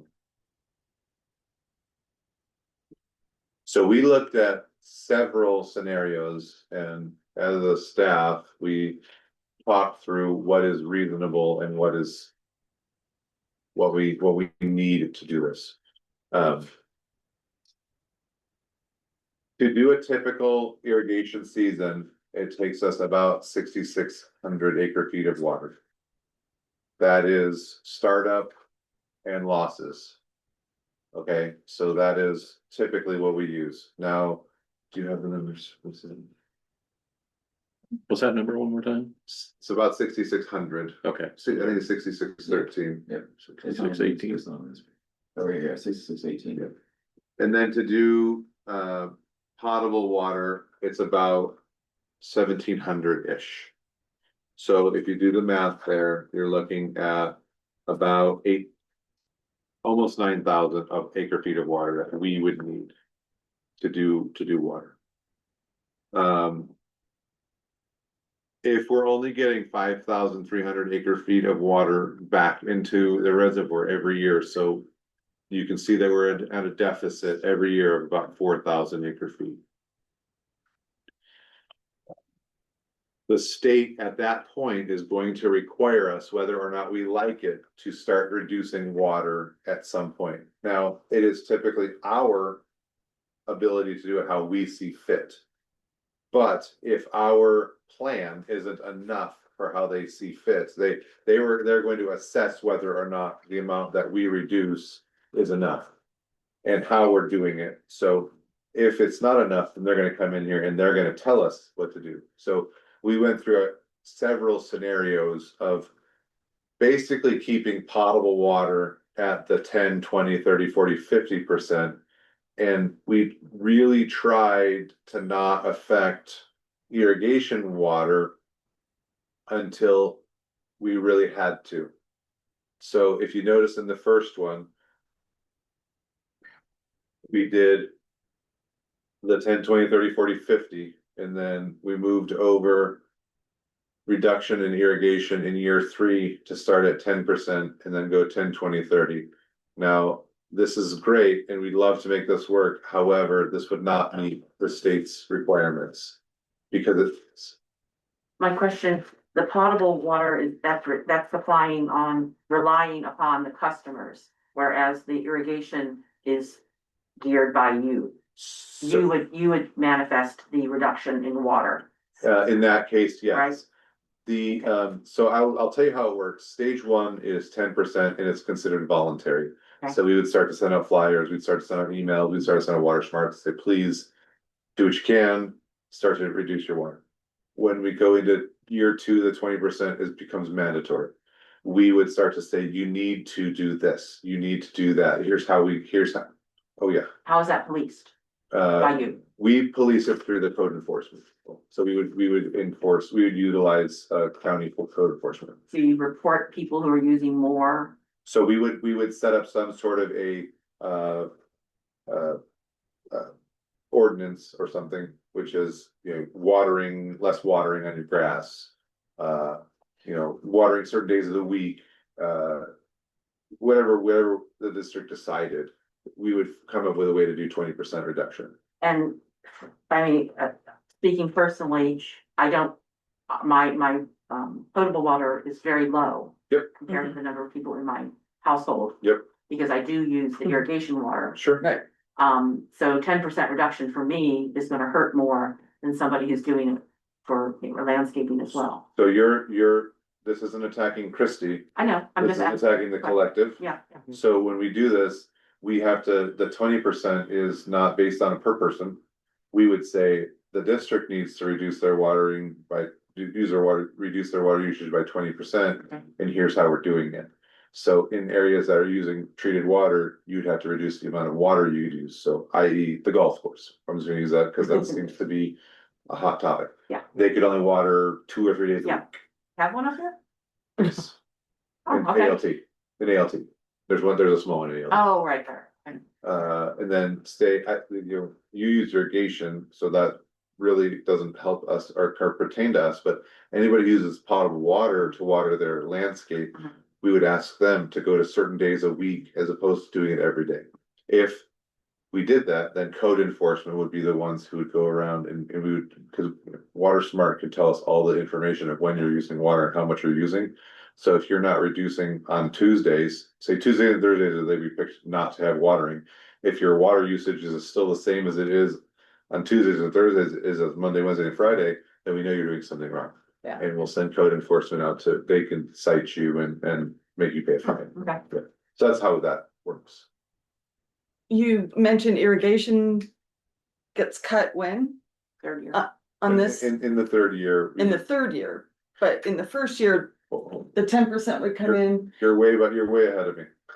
Let me go through it. Sorry. Yeah. I'm gonna answer I promise I'm gonna answer your question. Okay, That's why I wanted to go through this first, Okay, because I okay. think this is gonna answer a lot of questions. So we're not changing any of the way the potable water is. In every one of the scenarios, it sticks with the 10, 20, 30, 40, 50. We were looking at irrigation water because this became one of the consternation points at the meeting is how do we reduce this in the most equitable way to not affect service, but also meet the state's goals? So there's certain things we looked at. We looked at how do we reduce it the least amount? How do we reduce it the most amount? And how do we find the middle? And so I want to show you that this wasn't something we just kind of like stabbed in the dark. We actually did math. We figured it out. The first one, it doesn't work. It's not enough water savings. If you go to the second one, it goes to year 1 is 10%, year 2, 3, 4 is 10, 20, 30, 40. In my opinion, this is more aggressive than we need to be. I think that this is a lot of savings, and it would definitely meet the goals, but it would probably overachieve on our goals. So we went, if you go to the next slide.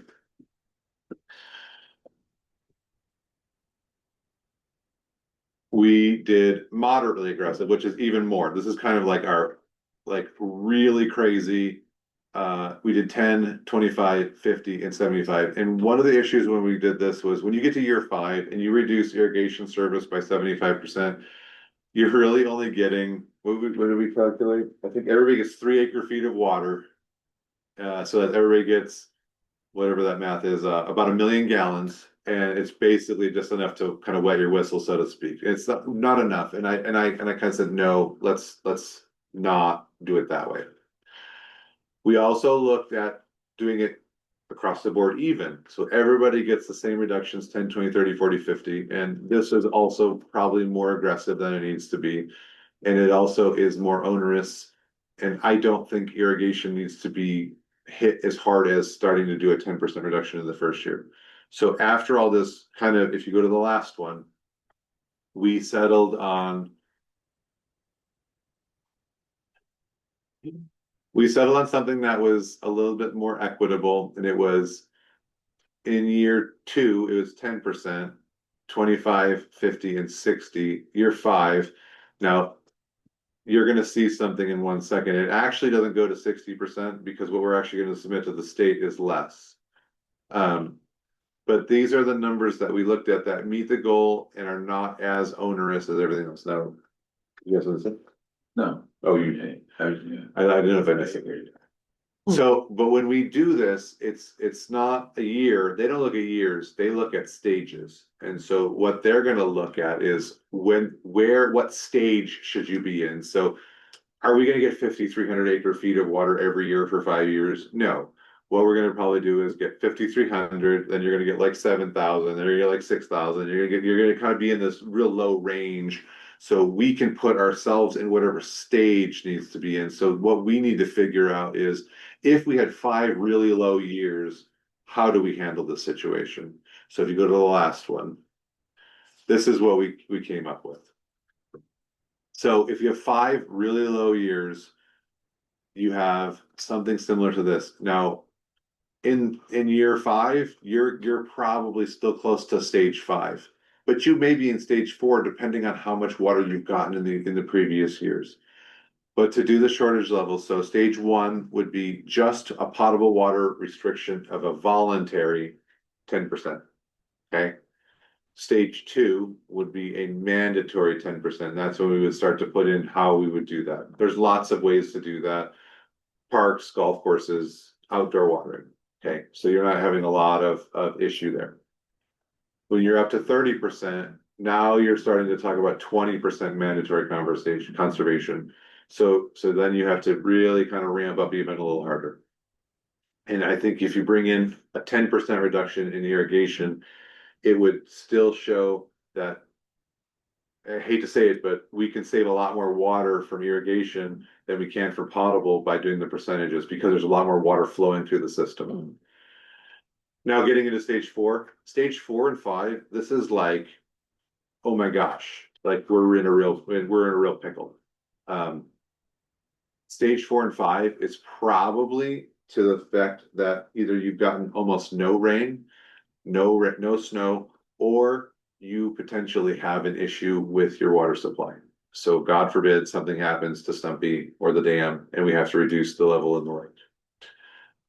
So at that point, we are saying that the 40% for the potable water customers, and we're gonna start with 25% for irrigation customers. Now, we continue to get worse and worse. Now we're talking 50 and 50, because this is health and safety code, or this is health and safety time, where you're only taking showers, you're only cooking, excuse me, and you're only using it for your facilities. So those are the three main things that we have to provide for. And the fourth one is fire protection. So you have cooking, cleaning, and sanitary purposes. Those are the health code that we have to provide for. So 50%, you're basically no outside watering. You're only getting showers, you're only getting cooking water, and you're only getting drinking water. You're not getting any water for fun. Nobody's having swimming pools, stuff like that. I'm already there. Well, What if you're doing that already? Are you gonna get knocked down from so what this isn't the you're? low, but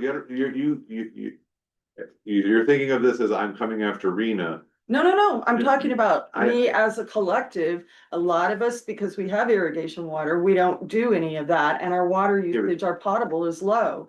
Is it gonna be lowered from that, from what we already are low? So I'm trying to answer this the best way I know how, and it's a collective number, so it's not, I need Rena to save 50% on her treated water. I need The district. the district to save, and I'm gonna use John as my guinea pig today. John is a really high water user, and Rena's a really low water user. So say John uses 200 gallons per day, and Rena uses 50 gallons per day, so that's 250 total. I need to figure out how to get that to 125. So do I take 10 from you, and I take 115 from him? Yes, that still meets our goal. There we go. Okay, that works. That's that, so this is the kind of miscommunication that the state put out when this all happened last time. When they started talking about the drought in the 2015s, they were like, everybody, 32%, 32%. And everyone's like, I can't take any more water away from what I'm doing. It's like you, all I'm doing is showering. Like, what do you want me to do? Not shower? Everybody's like, oh, what are we supposed to do? Shower together and do all these things? Everybody said, it was very bad marketing. It was very bad messaging. And it's not a per person basis. It's a per district basis. And so that's really what we all need to understand. So if the district on whole in year 1 or 2 really cracks down and says, we want to save our water, and they exceed the goals, does that improve Yes. the 4 and 5 years? Yes. Okay. Yes. So that's actually a good point. So say you see on the horizon, and whoever has the crystal ball can say, you know, we're really looking at another dry year. We can kind of caveat these numbers, but this is what we're going to submit to the state, and we'll say we're in drought stage, or we're in shortage stage 2, 3, or 4, whatever stage we're in, and then we're going to go from there. Can we do higher than that? Yes, but we're going to tell them we're in stage 2, and we would always say, you always give goodwill. And You're say, meeting. No, You're we're meeting meeting their it, but we're requirements. also encouraging more. Yeah. Cause you just the Right. state, you always wanna go bigger and better, so, you know, we're doing more, we're actually fulfilling stage 3 requirements, but we're only technically in stage 2, Yeah, something like yeah, that. yeah. So at stage 5, like I said, this is dire, I think, what is the number we would go in? Is it less than 10,000 acre feet? Yeah, Starting the year? yeah, 10,600 acre feet. Oh, yeah, sorry. So see the numbers in the middle, that's what I was looking at, making sure that's what. So you go into the season, basically, we're making our decision and you start at 10,600, that's when you're in stage 5. And can you all realize that that's like irrigation should probably be reduced at that point? I mean, are we all on the same page? No. Why? Fire, because the fire goes like this in those years. Yeah, but Fire that's- danger. But it's, okay. I mean, has that been factored in, the fire You- danger, I think as we get drier and I think drier? what's been factored in is that if you don't have your reduction, in the next year, you don't have water, period. Because the state's going to No, what? no, because you're out of water. We don't know how much water's coming. Gotcha. You don't know how much water is coming the next year, so we have to assume we're getting the worst case scenario year after year. Likelihood of that happening year after year is low. I mean, has this ever happened here? No. I heard from some neighbors that there was a year that there was a 50 gallon a day restriction implemented. Does anybody remember that? Maybe in the seventies. 14, 15, there was, I think there wasn't there stage 3 and 4? Yeah, but I don't think it got that low here.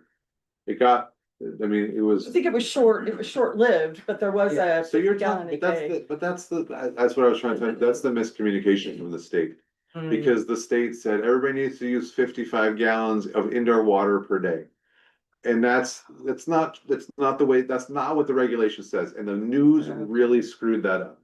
I was working in the middle of water conservation and I was helping write those regulations when that happened, and the news got the narrative so wrong and so backwards. It really messed up what we were trying to do, because everybody started to say, I'm only using so much water. I can't go any lower. And that's what I'm trying to say. It's the collective. Yeah. There are lots of people who use lots of water around here. We just need those people to reduce some or a lot, and we need the people who are using very little to just reduce a some. So it's not trying to get everybody to go down 50%. That's, I think, Well, where you need. I don't agree with 4 and 5, or 4th and 5th year, or 5th and 6th See, it's not a year. year though. You're not understanding. Read the number in the middle. If you start the year at 10,000 Okay. acre feet, that's how much Okay, water, that's. This is cumulative, or No, this way. It's not cumulative. No, I mean, of hold on. water reduction of Hold what on. we aren't Hold- getting in let me- rain and. This could and be, snow. any year this could happen. So at any year, whether you've had the dry years or not, say we have an issue with stumping. And we have to release water because of safety factors on the dam. And we Right. have to, and we are told to reduce water to half capacity and stumping. Immediately, no. Right now, today, scaling you back. need to Gotcha. release Okay, water. Gotcha.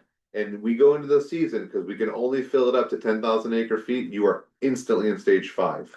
That makes sense. Well, And that- that obviously, but the way you're presenting I'm this trying to, is I'm trying- cumulative. no, it's No. not.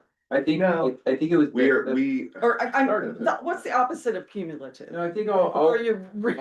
all we did with the previous tables was an exercise to get to these levels. Because you have to understand what those different scenarios look like year after year. Right. To understand where you can actually be comfortable with a certain level going into the year. That's all those other two. No, I understand that, absolutely, and the state is dictating those levels based on where you are at the time. No. All you need to look at is the number in the middle. The 19,000, 16,000, 14,000, 12,000, 10,000. Those are the numbers. We did the first exercise, like Adam said. That's what I was trying to say, is we looked at all of the different scenarios. Say we had 5 dry years in a row. How are we comfortable putting this all together? Not to Yes, say, I get it. but you don't get it, because that's not what I'm saying. I'm saying that was the pre-work that we did. Yes. But to come over here and say, what are our levels that we need to work on to develop this shortage plan are here. So these aren't years. This isn't in year 4, year 5, year 6. These are, where did you start the year at? Yeah, I understand that completely. It's based on your water level, based on what happened the year before, based on what didn't come Not based on in. anything in the year before. Has nothing to do with the year before. May or may not. It has only to do with That's not the way this is presented. It is 100% the way it's presented. I'm sorry that it's not, it's confusing. This is the table that we're gonna submit to the state. They don't get to see the pre-work. The pre-work is, I'm trying to let you into behind closed doors to see what we do to figure these numbers out.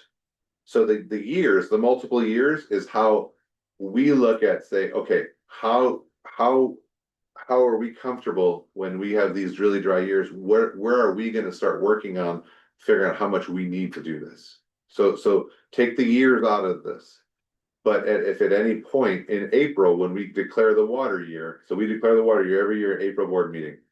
If we're at 10,600 acre feet, then we're in stage 5 and we're gonna start with the reductions. If we start the year at 17,000 acre feet, then we're in stage 2. Do you see that? Absolutely. That's a year. And that's what I'm saying. Okay, so what Not the- that this is, we're getting 5 years and we have to go, because it never happens weather-wise. Okay, It's where you start at the beginning of the year. 100%. So what don't you Yeah. agree with? That's all I'm saying is the 50% drop. That's from 25% to 50%. Some, I If think, we jumped into that 5 5-year scenario, or whatever you wanna call it, 5 State. level, stage level, thank you, stage level. And all of a sudden, we aren't watering our land and our ponds aren't full, Can I tell we're you, in trouble. can I tell you something? This is generous. Because the state's Really? not, yeah, very. And you know, I know you don't wanna see it or believe it, but the state doesn't see irrigation water or raw water the same way you do. Okay, then that leads me to the sending water off the hill scenario. So we're not sending water off the hill in these situations. Okay, good, that was. That would be. So where does the water transfer, that's the next Yeah. part of this, where does the water transfer aspect come in? So water transfer, we're only gonna transfer water if we have available water. And that's on a year by year basis. Correct. We're not, And that's done at the beginning or the end of the. it's typically done between July and September. They want the water, but they can take it up to November. So They can Depends on- take it or we give it, sell it. well, I mean, you're contractually obligated at some point, but yes, they don't come up here and physically take it. We do release it. Which they would do only if we had excess, right? Only if it's approved. And I'm not gonna, if we're in stage 4, physically you can't, Okay. and that would be, I would lose my job, I hope, at that point, because that's not smart. Yeah, okay. You said contractually obligated, are we under a contract right now for water transfer? Not yet. Not yet. And we're gonna come to May, we're gonna bring it back in at the May board meeting. Oh, it's a yearly, It's temporary, they're called temporary water transfers, Okay. so they're not something that is permanent, they're not You're multi-year. not obligating the system Even, past the current let me just transfer. clear this all up. Even if you had a multi-year water transfer, you put this information in it as well. So if you're not able to provide the water, you don't have to. If you are at certain levels, like we used to do this down south all the time. If you make it to a certain level of we don't have enough water to provide for our own customers, water transfers don't happen. This isn't like somebody that turned the faucet on whether we want them to or not. Even if you had a 10-year transfer agreement, that every year somebody could come in and take that we were gonna give them 2,000 acre feet of water. We only, in the legal contract of that 2,000 acre feet would only be transferred if the district was not going to be harmed by transferring that water.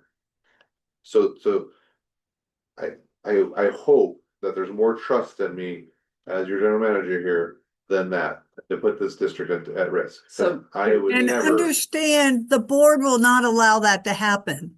So you have to understand, we know what we're doing, since we had that first scenario, a few years ago. So we've Okay. learned from the Yeah. mistakes of a previous board, and Not we're gonna take Okay. care of us.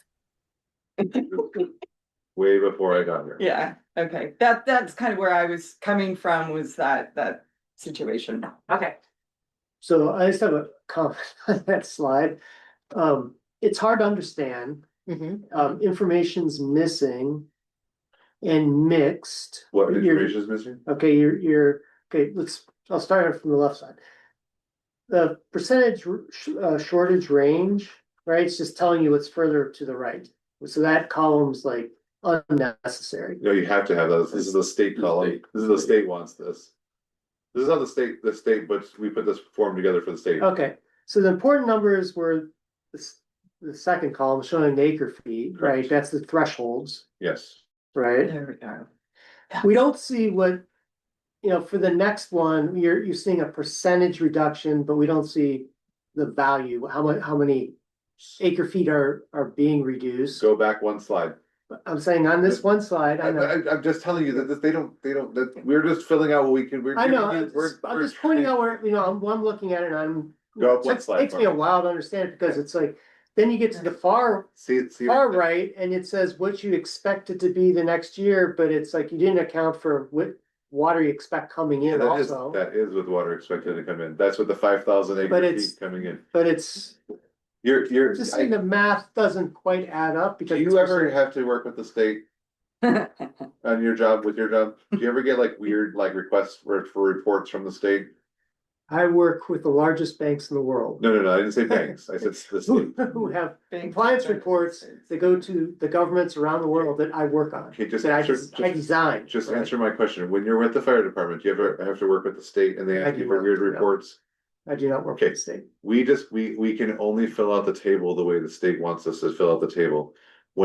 We put together our tables because it has the background information in it, so that if we ever get questioned by somebody like John Anescu, we can come back and we can show you, if you look here, here's how much we need, the supply deficits. See where that right there is? Mhm. That's how much it's gonna take to operate the systems, the 9,000 to 8,500, okay? So, and then we have the available potable water there, and then when it comes back in, that was the 5,300 that we had at the very beginning, those are given numbers for the driest year we ever had. So these are the background tables for that document, I agree, it doesn't tell the whole story, and that's why this report is 80 pages long, is already 80 pages?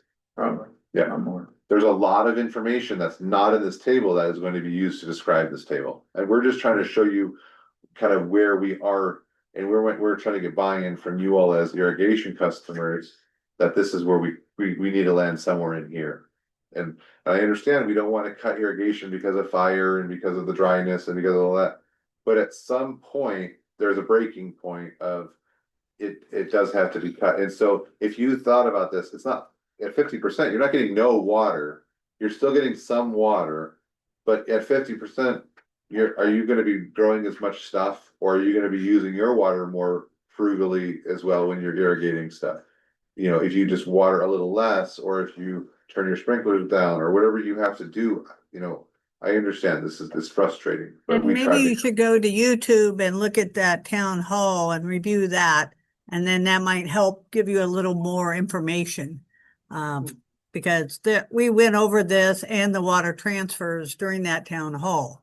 And that would probably give you guys a little better background.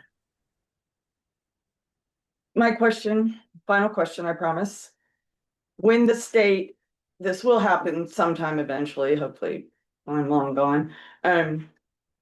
We have riparian events that are protected. How does the state treat those in comparison to just normal holding tanks for water being used for irrigation? So I'm gonna try to make sure I understand your question. You are saying that you have built a pond that is habitat for animals. Is that what you're trying to say? No, the ponds have been here for decades. So- And they've been here long enough to be deemed riparian events because they've They're on become. maps. Some of them are. So that's what I'm asking. What happens with those? Yeah, I mean, we can't control that though. If there's not enough water to fill them, that is nature. The state's gonna look at that as well, and they're gonna realize that at some point, the water does have to go to the people. Because we have to be able to provide so much water for health and safety. But I'm And just they'll- speaking. And they'll flat tell you that you're gonna have to release the water. Because I had 3 ponds where I used to live, and it was one of those things that if you read the fine print on that document, giving you those water rights had to be dated to a certain time frame, where like mine were 1957 prior to the newer information that went out. And it doesn't matter. If the state tells you, you got to drop that dam and dump that water, you're going to drop that dam and let that water go. They can demand that to happen. To save the riparian events, you're saying? You'll lose the riparian. You'll lose it. Yes. Okay. Yeah, I they take gotcha. over, and if it got that bad where it was going to hurt human health, then boom, that's what's going to happen. You have no rights at that point. Into treated, then to take the irrigation water and actually divert it into becoming treated? You would have more water going into treated water at that point. Okay, that. Or you'd have water going to down south people, and we're just at the whim of what we need to do. Gotcha. Is there a meeting? Yeah, and I will 100% agree with Director Seaman. I've seen this, I've experienced this. They have shut us off. They have turned our pumps off, whether we needed water or not. So, these and I'm gonna tell you, if you're in stage 5, or in stage, I'm gonna say if you're in stage 4, the state's at your back door every single day, asking you what's going on. What are you doing? How are you gonna make it through the season? Do you need to start providing bottled water to people? Are you gonna need trucks to bring truck water up? I guarantee you, if you're in stage 4, everybody knows about it. It's news. You're on the news as you're in stage 4 and 5. Right, right. Yeah, which we've never even gotten to one, is what you're saying? Or in the last 2, we 30? got to stage, we would have gotten to stage 3 maybe in 2015. Stage 3. We cut irrigation season, I think it was almost a little over 2 months short. Is that when the King Fire happened? No, it was the drought, the 2011 to 2015 drought. King Fire was 2014. 2014 or 2015, something happened because the irrigation was off in August. Yeah, that was 2015, the drought. There was a drought from the 2011 to 2015. And then 2016 was the year that we had. All that rain, Exponential. right? Yeah, washed out driveways. Yep. Yeah. Okay. I'm sorry, go Yeah. ahead. Sorry. So Adam, you had both of you had a useful slide in our board presentation that just talked about how the percentages of, in a normal year, the percentage of how water's divvied up. Where I believe the total potable water of our total supply is just over 20%, right? And irrigation is over 30%. And loss is another 30%, then you have commercial and some other things, right? Is that roughly true? Yeah. So as we look at this urban water management plan, it seems to me we're trying to do a couple of different things. On one hand, you're trying to find a fair approach. When we don't have enough water, what is the fairest way to make everybody share some pain without, but nobody being as dire as, or more dire than somebody else? So you're looking at it in one sense from a fairness perspective, but the other hand, you're looking at just the, what makes up the usage. And, treated water, potable water, you could turn off everybody's meter and you'd have no water at all for showers or anything, and you'd still only save, just over 20% of our total water supply, right? So I mean, there does have to be that, you just don't have enough water in the potable system. That's correct. To make the potable customers bear those reductions. You have to cut into irrigation. The irrigation. Because you simply don't have you don't have enough water. But there's not a lot of commercial either. I mean, But also as, they start having to look at the golf courses, things that are not human health. Right. Golf No, courses and those kind of things are not human health. Swimming pools are not human health. Even So if you a cut lot of items that have to be looked at. That's extreme. That's Yeah. not what we're talking about and what we're having this debate back and forth, because it's like, when we get there, it's going to be almost out of our hands. This is our best guess of how we're going to address it in the future. Like Right. mosquito fire. We went against the state to keep irrigation on. Game on. That was when the board sat down and said, let's ask for forgiveness because we're more worried about protecting our area. And that's why we voted the way we did. And boom, that night we had mosquito, but who would have known? So, I think you have to realize this is it's actually more open here of giving us flexibility where we didn't have that before in the other plan. Exactly. So we're making this, do we want to be the ones that are self-governing and making painful decisions, the best of the painful decisions we can make, or do we want to turn that authority over to the state? No. This exercise is saying, no, we're considering painful decisions, but we'd rather be the ones making them than the state. And if the state knows that we are ahead of the game like this, are they more willing to not be at our back door every day? Yeah. Okay, awesome. they're gonna look for They somebody do who's being, acknowledge. they're looking for somebody who's being proactive as opposed Yeah. to reactionary. And that's what this is. And I would say, just to answer what you said, this was the best equitable solution we could come up with. Because we can't, I mean, if you were to go to just potable water, you would literally have to go to like 90% reduction to meet the goals. And that's not, nobody could do that. That's not realistic, because then you wouldn't be meeting any of the health safety goals. And I'll just, and Director Seaman, don't take this the wrong way, and I'm gonna tell you this just so just for your edification for later. Even if we shut the golf course off altogether, that's like 5% of our potable water supply system, so You're it's, putting potable water on the golf course? yeah, yeah. Oh, Well, that's very, What? that's very normal. right, but Doesn't mean it's here it shouldn't be. What Wow. else are they gonna use? You kind of use, look It's at water. your alternatives. Well, you here. can't, ALT doesn't let any water, any irrigation water into there. We're trying to work on getting them wastewater, so it's Oh, goodness. something that I'm working on. But it's not, Okay. it's neither here nor there, let me just finish my thought. Cause that's, you're tangenting way over, Yes, you we are. squirreled very hard on that one. Yes, we are. Go ahead. But what I was trying to say is the amount of water that goes to the golf course treated wise is only about 5% of our potable water, maybe 10%. I don't even think it's that much. But it wouldn't be enough. Even if you shut them all the way off, it wouldn't be enough to hit these goals either. So you need to have a cumulative effort of different things that we're gonna do.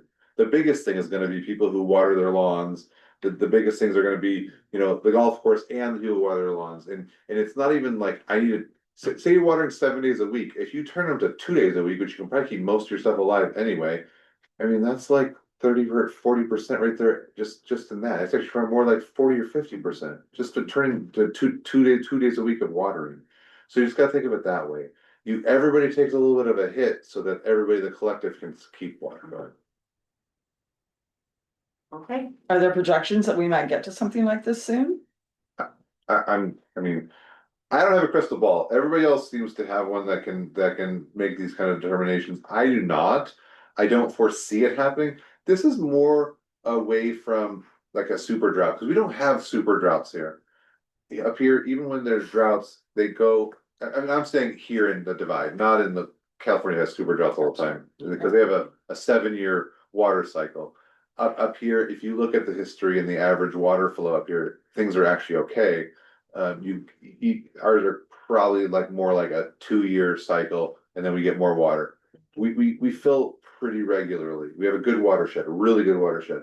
This situation is, if I were to utilize this, it's more like we had an emergency. We like something happened to Stumpy. So Gotcha. if something happens to that dam and DSOD tells us like you have a failure and you need to reduce the pressure behind the dam before we can fix it, that's where this takes over. And the state's gonna look at that too. Now, here's the caveat to that. I'm trying to fix that situation as well by building a secondary reservoir, so that if we do have a problem with Stumpy, we can lower it down. Right. We still have water available, and we can fix the dam and then refill the reservoir. So, you know, with not having a redundant water supply does hurt us, because we don't have the ability to kind of turn things off and turn things off. You know, turn knobs of where water comes from. So that's what some of the things I'm working on trying to fix right now. cool. And those are tens of millions of hundreds of millions of dollar projects that will. Okay, anything from the public? I'm not seeing. Uh, Very little. And I will, Can I just ask a number question? sure, So on your input tables that you have on here, which one is the one that's feeding into this table that you have right here? I think it's the second to last one on that. The second to last one? Is moderately aggressive? Is the moderately aggressive? I think that one's. I'm not seeing the numbers, but, okay. This is the one that's, well, I guess none of them really do, because if the one we looked at, we kind of, this is moderately aggressive, on this table right here. This one right here, Yes, this is the one we kind of settled on, but then we adjusted it as well, so It meet the state criteria. Yeah, They so- want for that. okay, we moved the 10% in year 2 to year 3. And then 25 and 50, because we didn't go with the 60 at Okay. all. That's where we did there. okay, I'm always looking at the numbers. No, that's perfect. I appreciate the question. It's like, Okay, and then really quick, before you move on to any other items, I don't know, I don't, I'll have to look the agenda, see what the look like, but. We're working on getting this so that it can be reviewed. I'm looking at Adam because he's gonna tell me when, Right. for the draft report. Yeah, Do we have a date? But I yeah, know this week. we're trying to get it done this week. Yeah. So that'll be the whole report, so that it can be in hands, so people can look at it. It'll probably come out first part of next week, because we're gonna do an internal review on it, and then it'll come out next week, which is hopefully for the next board meeting, so And how do we access that report? we'll have a website for it. I'm gonna have a website developed. I just looked at my person and she's going to take care of that now. Okay. Okay. Okay. All right, well. That basically wraps up our meeting, except for irrigation committee with comments and reports. The other thing was discussed at that meeting, Okay. was also the water transfer Oh, sure, I can. issue. There was a whole nother portion of the meeting about water transfer. Okay, If you, I can go over what I've done so far about that, and then you ask any questions if you have any. And so.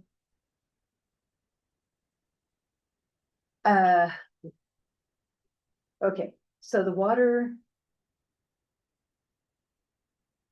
There were, so I guess my question is, does everybody understand the process of the water transfer? Or is that something that we need to discuss how this actually works? That would be nice. Okay, Succinctly. because there was a whole presentation about how the water transfer would work. Should the board decide to do that? Is that the one on YouTube? Because I can watch that myself, or. Is it on whomever. Yeah, it is on YouTube, and I Yeah. can give you a 5-minute quick water transfer overview, so we have it on the record again. Okay, And I want to really emphasize this word. This is a temporary water transfer, and it's called out in every piece of document that it is a temporary water transfer. And what that means is it's a one-time, 1-year transfer.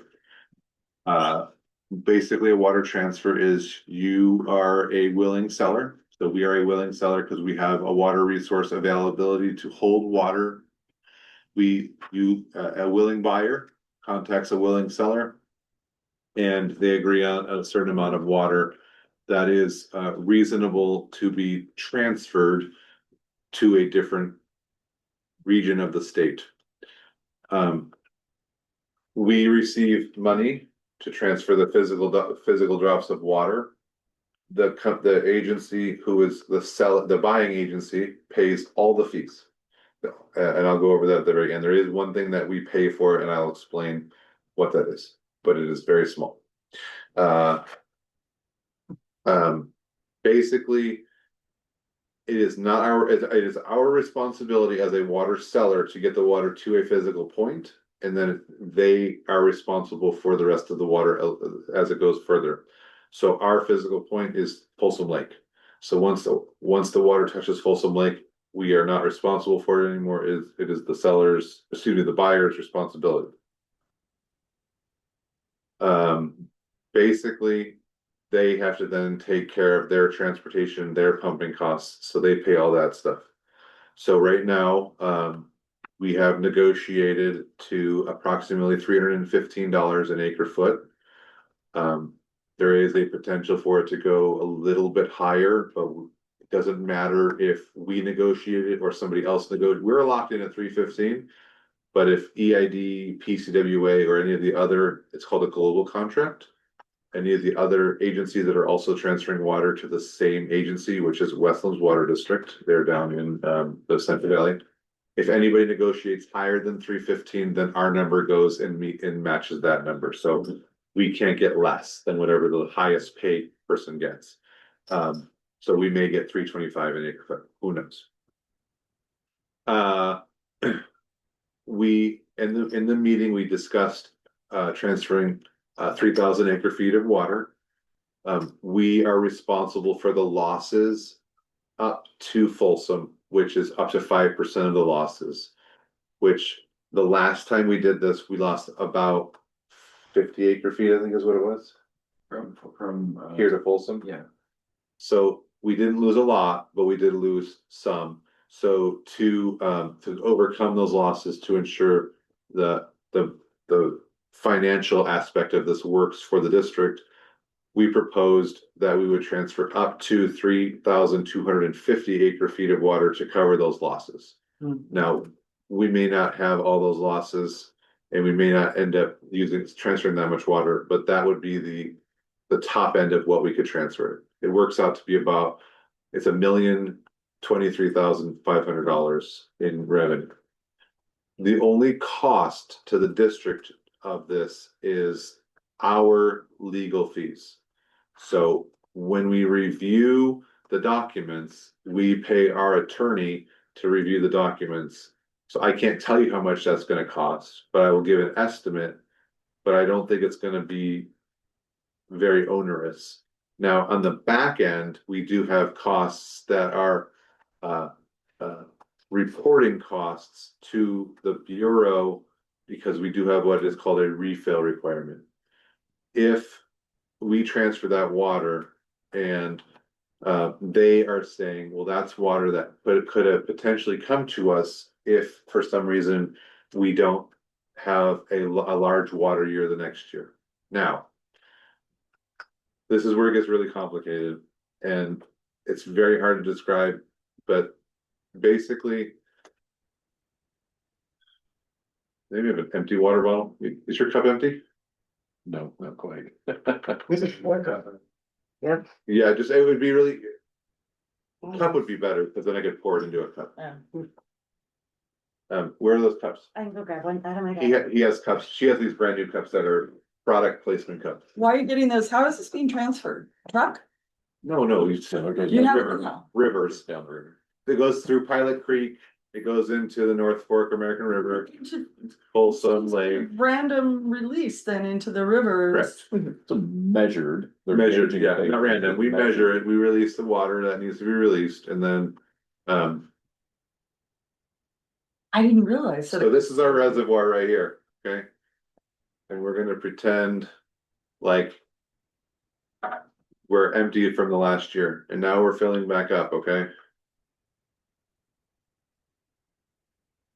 So we filled back up, but we only filled up to right there. And see this little line right here? That's 3,250 acre feet. This from here to here. Does everybody see that? Mhm. See this here?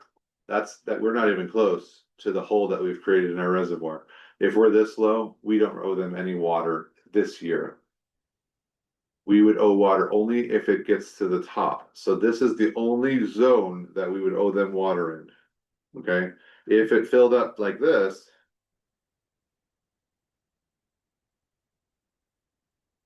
And didn't spill, so we're here now. So now we're in the right zone.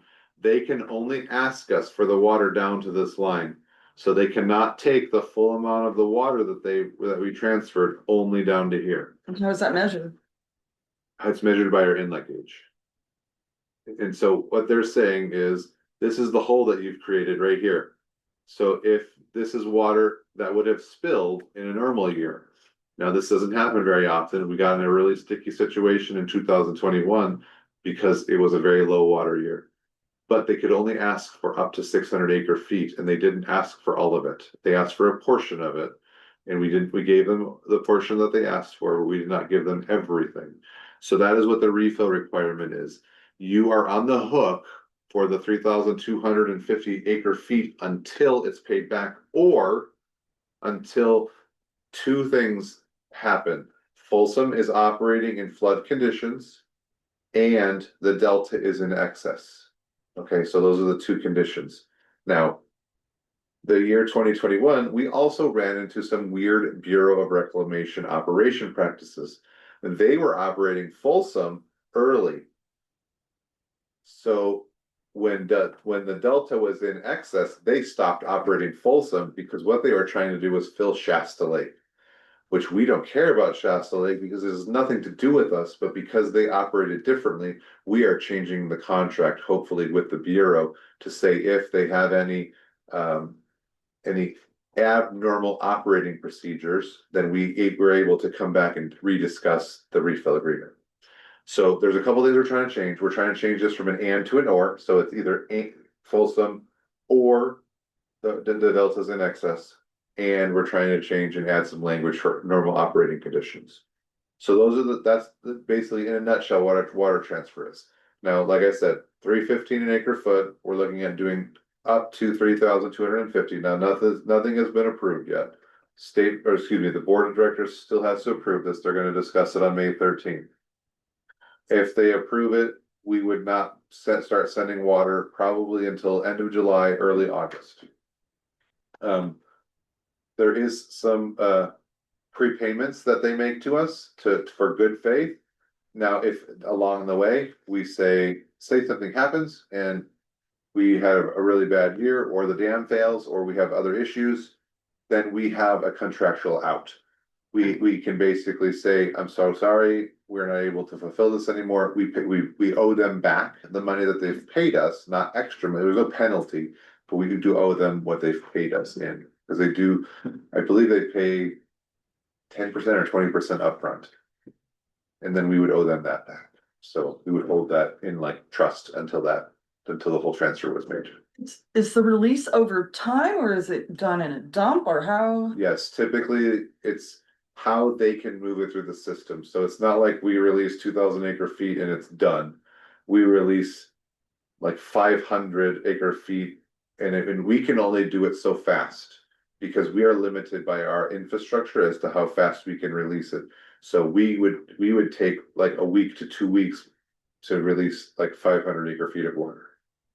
Has there ever been liability issues with those releases as far as public danger?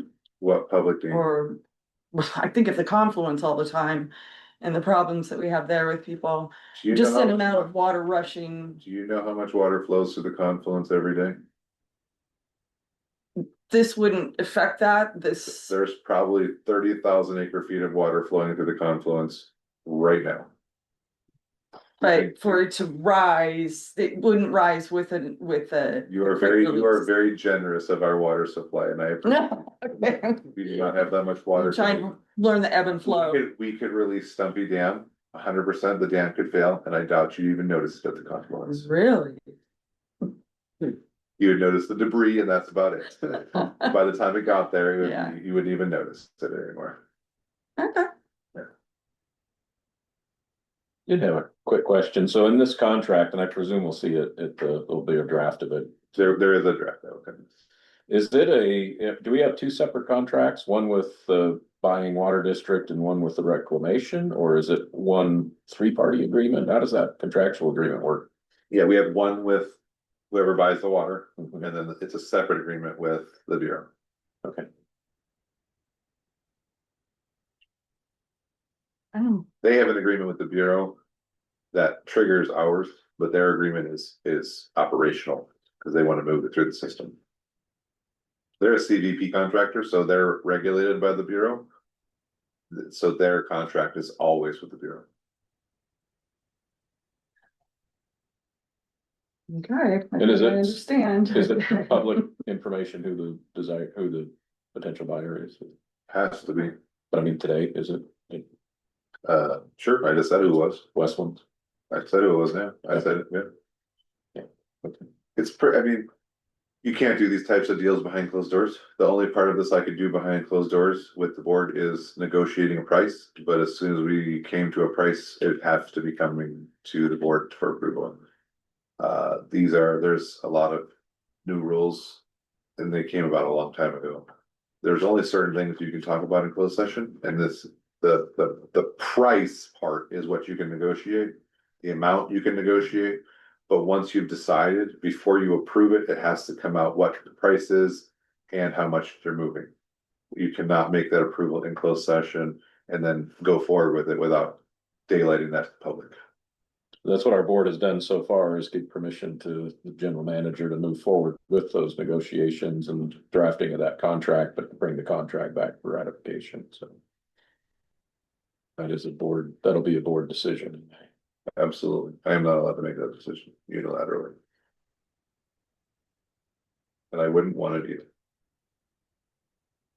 So, your presentation was on, you put it on YouTube and it's on. Yes, ma'am. It's, okay, so I haven't looked into that. On the actual presentation that you gave, but when we were there, I actually had a couple of comments about your part of the justification for the excess water in Stumpy Meadows. And one of them is that you're using a 9-year average of the inflows to Stumpy Meadows, which brings it up to 26,958.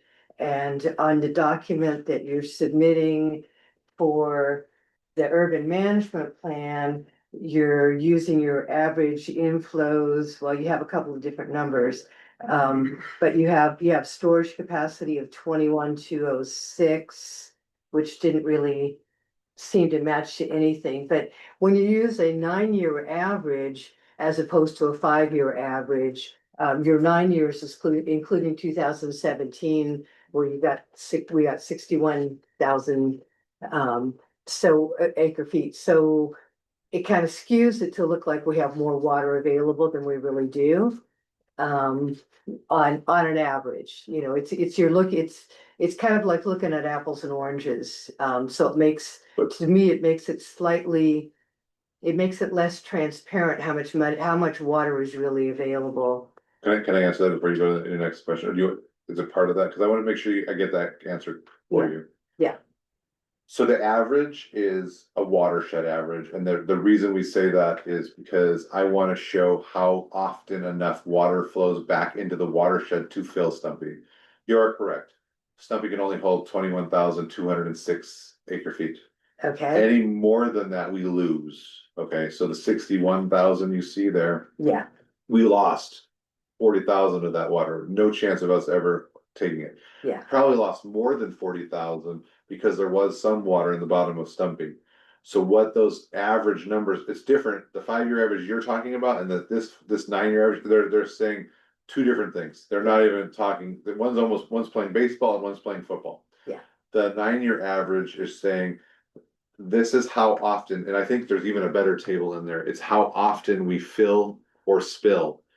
and, yes, and I did look at, and that's actually on this same page, and it says, since 1962, Stumpy Meadows Reservoir has reached storage capacity for all but 11 years. So 17% of the time we're not reaching storage capacity. So we're actually only receiving storage capacity 80% of the time. Yeah, but if you look at the time frame, that's a lot of years. That's a lot of years, yeah. So that's why we're trying to show in that more often than not, you get a lot of water and you get plenty of water. Mhm. And here's, I want everybody to look at it this way. You have all this water that in 83% of the years, you lose a lot of water, 40,000 acre feet of water in some years. Mhm. In these certain years, and these don't come up all the time, we couldn't transfer water for the last 3 years. There was no buyers because there was so much water in the system. There was no ability to transfer water. But we are a resource rich area. We are not a financially rich area. And I don't mean that to sound derogatory to anybody, but we don't have as much as other areas do. We're not the Bay Area. We're not San Jose. We're the Divide. And I think I am realistic in saying that this is an opportunity to bring revenue into the district that is not going to be seen anywhere else. Again, I'm gonna say this, I'm gonna continue to say this. Will I ever put this district at risk? No, because that's putting my life at risk. And I don't want to put my life at risk. I love my job here. I have a great job and I have a family that lives here. And I don't want to have to do anything that would go against the safety of this district. I'm making a decision that the risk is worth the reward of having the revenue come in, because then it is something that we can utilize to keep your irrigation rates low, keep your potable rates low. If you think about this, when we talked about the cost of service analysis, 73% of the water that comes down the system is used by irrigation customers. I brought this up to the board members that when you do water transfers, we can allocate a certain portion of that to irrigation service because there's more water flowing through the system. So a portion of that can go there to help reduce the amount of money that is required of those customers. Now, we're gonna give a whole bunch of options and a whole bunch of things that we can put this money towards, but even if we're putting it towards infrastructure improvements, that's less money that you have to pay in your rates, because there is money in your rates that go to paying for infrastructure improvements throughout the district. So that is where this goes. This is money that you would not get if you didn't sell it. And you lose the water and lose the money. And so I just want you to realize that. That's great, but how is it distributed in percentage wise? Because you want to build this reservoir Yeah, and the pond in Cherry Acres. sure. So what happens when these special projects are happening? How much is going to be allocated or voted to be allocated toward these and not helping us with our rates or our infrastructure? I can't answer that. Well, all the money helps with your rates. So any money that goes into this, comes into the system, any extra money will help stabilize the rates. I will never say reduce your rates, because I'm gonna ask the same question I asked somebody asked me the question at the town hall, and I think you were there, and somebody asked me, well, can it reduce the rates? I said, when was the last time your PG&E rates went down? No, but we can help It's a stay, for-profit organization. but I'm not gonna dispute that, but I'll tell you, when was the last time your EID rates went down? I don't wanna talk about it. Okay, so they're not for profit, so there's your evidence, yeah.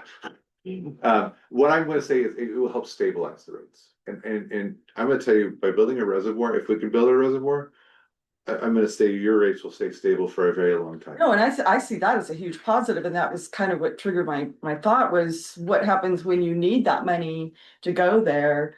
So the board will make the final decision as to where everything is allocated.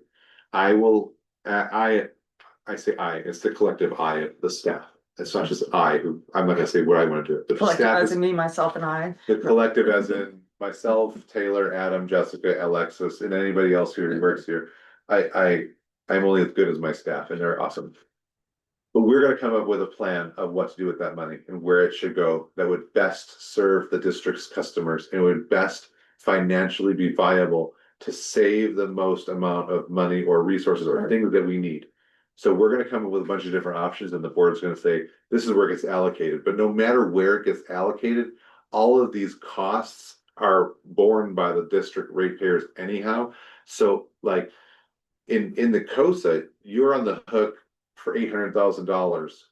And I'm gonna use it, this is the collective, so not RENA is on the hook for 800,000, but all the rates, $800,000 goes into projects that are CIP projects. These are projects that need to be done, no grants, no other things. That's the amount of money. So say you put it into CIP, that's $800,000 that does not need to be collected from rates. Does that make sense? Okay, I think you had more, and I cut you off, so I want to make sure you. That's okay, so, I think to me, water transfers are inherently speculative. They're a speculative proposition that when we have the most water is when there's no market. I mean, you just talked about last couple of years. When we have the least water is when there is a market and we can sell it. Sure. And then you grant money for this, grant money for that. Our best revenue source, our most stable revenue source is gonna be the client base, because that's gonna come in every year, no matter what. People are gonna pay for their water. They're gonna, and I think that's where we need to look to for stabilizing the income and hence the marketing and getting more customers in. In your report, you didn't talk about the negatives in here at all. You only talked about the positives, and you didn't address sustainability, and even with it's not a permanent transfer, but you're still taking water out of the watershed this year, or whatever year you're doing it. And that's gone out of the environment no matter what. It's gonna end up down, in Folsom or whatever. You're removing that water from this system. Stumpy would be higher, people would enjoy it more likely.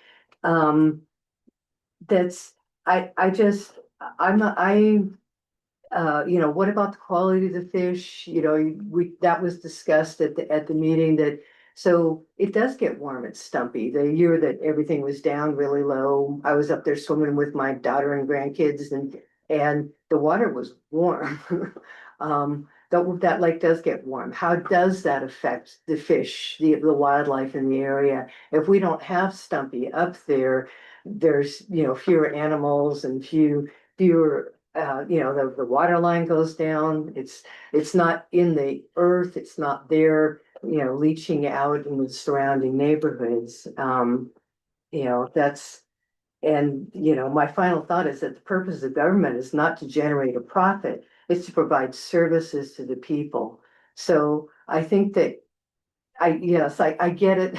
I get it that there's a lot of people that want to sell water. Because yes, you can get this big pop of money right now, you got $1 million, but um, I think that it's that the district and the irrigation committee needs to look at the long term for this. We have this valuable resource, we have this wonderful area, and we look at other areas of California where they have depleted their water resources and they don't have as much available. The Central Valley is sinking.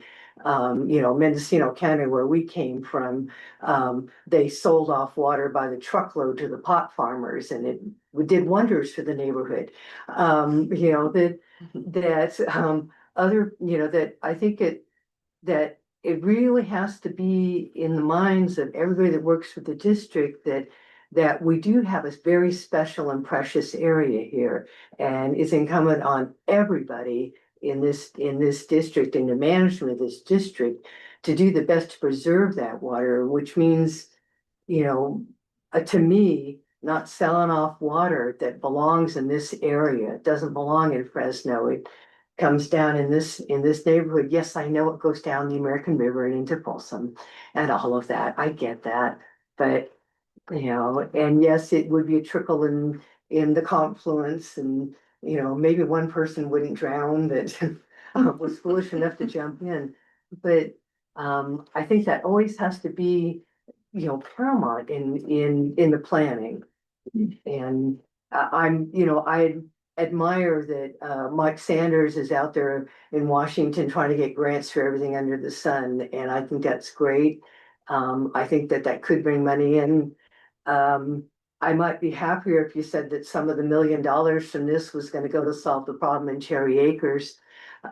Sure, we can propose it. It's like, that's, that's. That's kind of what I was saying Yeah, in it's that like- sense is Yeah, how it's is like, this money? we're losing water from Cherry Acres and, one could, if it could be done in such a way that there's a definite benefit to one of our issues here. And yes, I understand there's infrastructure stuff. I saw something this weekend on TV about Placer County and some issues that they've had up there. I know they had a lake dam that failed and they're That's Nevada irrigation. area. Yeah, it's like, so yeah, so I understand we've got to keep Stumpy Meadows going, and having a second lake. Okay, yeah, that'd be really cool too. But Need money to pay for it. yeah, it's like you need money to pay for it. So grants from Washington. Yeah, but like, Yeah. I can't just rely on grants. Yeah, Yeah, there's lots to unpack what you just said, and I want to just address a few things. We're not making profit. So please don't use that word, because we are not for profit. We cannot physically make a profit, but Yeah. what we can do is we use that money to pay for things. Yeah. And I'm offsetting your rates going up, because if we don't do this, then your rates go up higher. So there's no profit. We're not out here to like pay our shareholders and to pay these people, and I'm not behind the doors paying the board members to make good decisions. They work for $430 a month, which is actually $400 a month, excuse me. I Yeah. tried to give them a raise, I but was gonna say. I'm not allowed to give them a raise just yet. They work for, $39 after taxes. they work for Yeah. pennies, yeah, oh and yeah, they make good decisions. yeah, And that water, you're saying that this water is part of this watershed. It goes through this watershed, and it does all the same things, whether or not it goes through over the dam, under the dam. We lose the water. We're getting paid for it at that point. So we're getting something back for the water that we're losing. So Yeah. If the lake is slower, so I'm gonna answer that. I'm getting there. So you asked about hot water. Folsom's gonna love us because we're called a cold water pool lake. mhm, So when we release water later in the season, they love it. The fish, our water is cold compared to Folsom Lake. So yes, it felt warm to you, mhm. but that is a human perspective, not a fish perspective. And yes, does it cause a potential for some fish die off? I'm not gonna say yes or no because I don't know. I'm not a fish scientist. I don't know enough about them. I'm a water guy, and I can see the goods and I can see the bads, and I understand where you come from. I understand where everybody comes from. Nobody wants to like risk losing your assets. But you also have to look at the positives, and there's a risk reward. Is it worth it to do a little bit this year, get some revenue to help the global customer base, and help that we can stabilize the system further so we can build a reservoir. You know, if we do water transfers, $1 million is pretty close. That's 1% of a reservoir, maybe not, maybe even more than that. I'm guessing it's going to be about $70 to $100 million for a reservoir. I've already got 20. Well, I've already got another 7 coming, so that's 27. I'm working on it, and I'm going to toot my own horn a little bit here. Nick Schneider is the one who's doing a lot of the work to get the grants. Adam Brown is doing a lot of the work to get the grants. I can't do it without the board members, and they're absolutely out there pounding the pavement too. But this is work that we're doing here to bring in the $32 million in grants since I've been here. So we're doing a lot to bring money in, and we have other options for the future to bring more money in, but I need everybody to realize that this could be a strong benefit for the district. I'm not gonna say it is going to be, because everything has risk.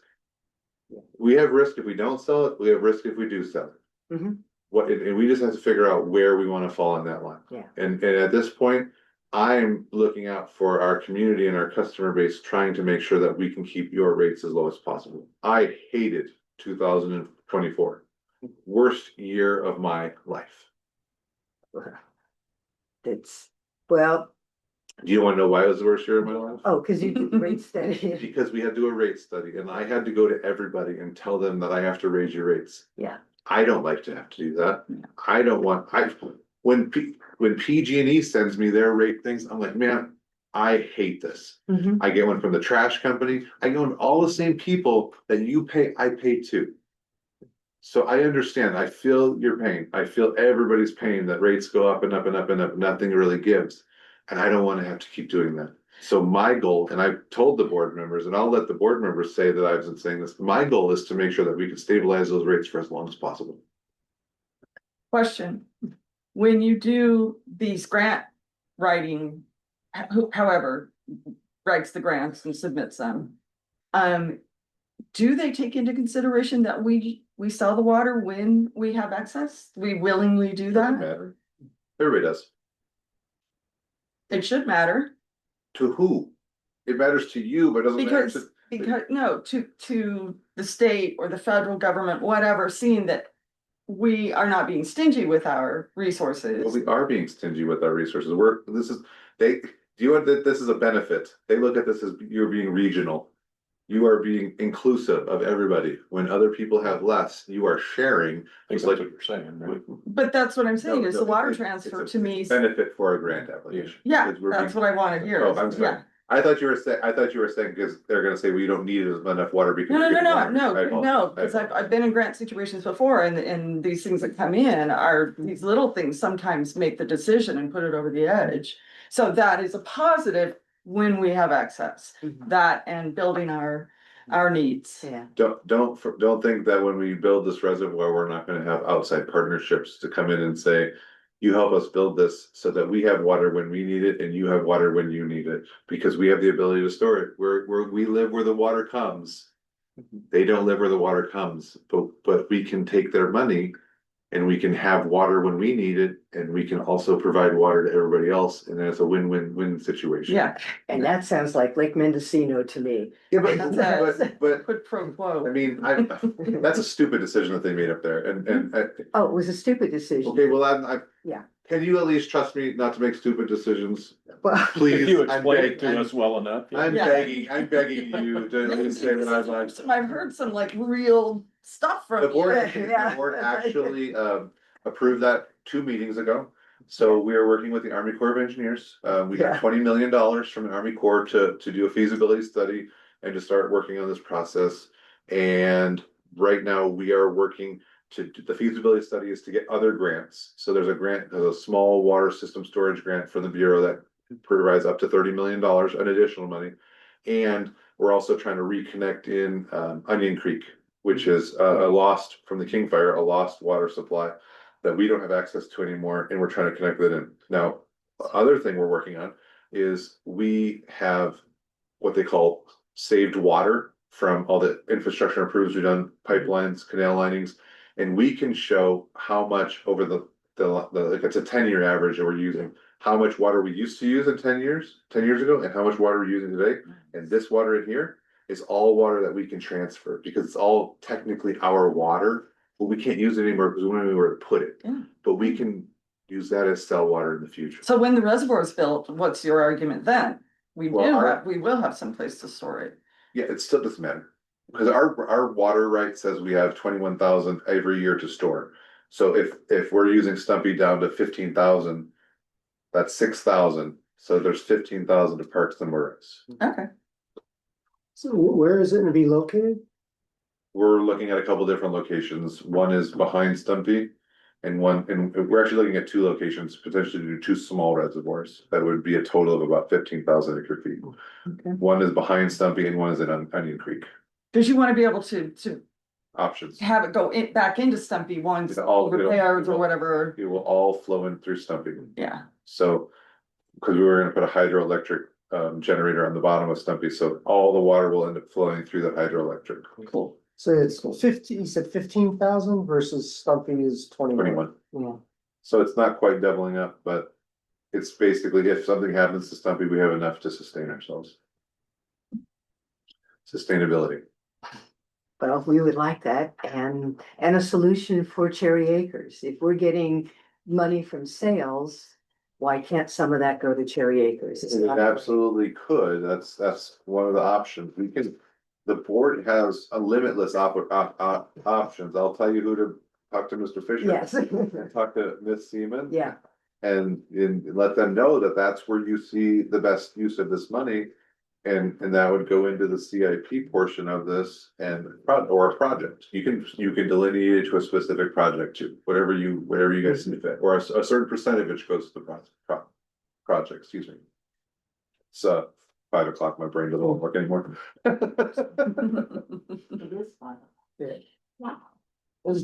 I hate to go back to something before for just some really quick Sure. clarification on the reduction percentages. Is that, last time when it was reduced, we just cut it off early? Yep. Right? Yep. I guess I thought we couldn't run the ditch at a lower rate. The last water shortage contingency plan was written poorly. Okay, It was not written, that's a bad way to say that. It was not written with a lot of options. So we are writing it with more flexibility. so for example, if it was 50% reduction, would you reduce our miners inches by 50%? Or would you cut the water off? No, it probably, my thought is you'd get less throughout the year. I don't think I'd like to give you half of a, full, 1 inch all the time. I'd like to figure out a way to reduce the amount of Okay. water you're getting throughout the year, so you still have a consistent season. Yeah, And we had I'm also agreeing. talked about voluntarily doing it. correct. Mm-hmm. That's also an option. It's always an option. I was gonna mention, and I think, you do get exactly at the issues we're considering, there's. These people are not willing to pay $1 million for nothing, right? You're giving something up. yeah. And I think environmental considerations are one of those things. And I don't know, I think it's a pretty good question if you happen to know it. What would be the difference in bathtub elevation after the sale of that water, say in September? Yeah, I was gonna ask that like, Calculable. when you sell it, right? It's- Cause you're not selling it while it's not being released while it's spilling anyway, it is being released later in the year, I wanna say But- 6 inches or a foot. yeah. I don't know exactly. So, It's not, it's not as it sounds drastic, it sounds dramatic, but it's not as dramatic as you think. okay, yeah, I mean, if you could count that out. So- It's hard though, because it's different levels at different. Sure, At different yeah. levels, it's different amounts. Yeah. So that would be very difficult. We could, And just make up a scenario, like, is it if it's. Is it full, 1 I could- foot or is it 30 feet? I could probably tell you how much it is if it's full. Yeah, So okay. over what period of time is it also released? Until it, Oh, it'll take us probably 3 months to get it all released. Okay, It'll probably take us all of July, August, and the beginning part of September to get it released. So it's not like a big slug where, you know, everybody, you see a bunch of water flowing. Our infrastructure couldn't handle that. And the environment couldn't handle that either. And I believe we were told, there is an environmental review done on this process, but it's done by Water Resources Collective of all of the water transfers in the state at one time. Is that right? Correct, and it's paid for, it's a CEQA review, so it's a full-on environmental.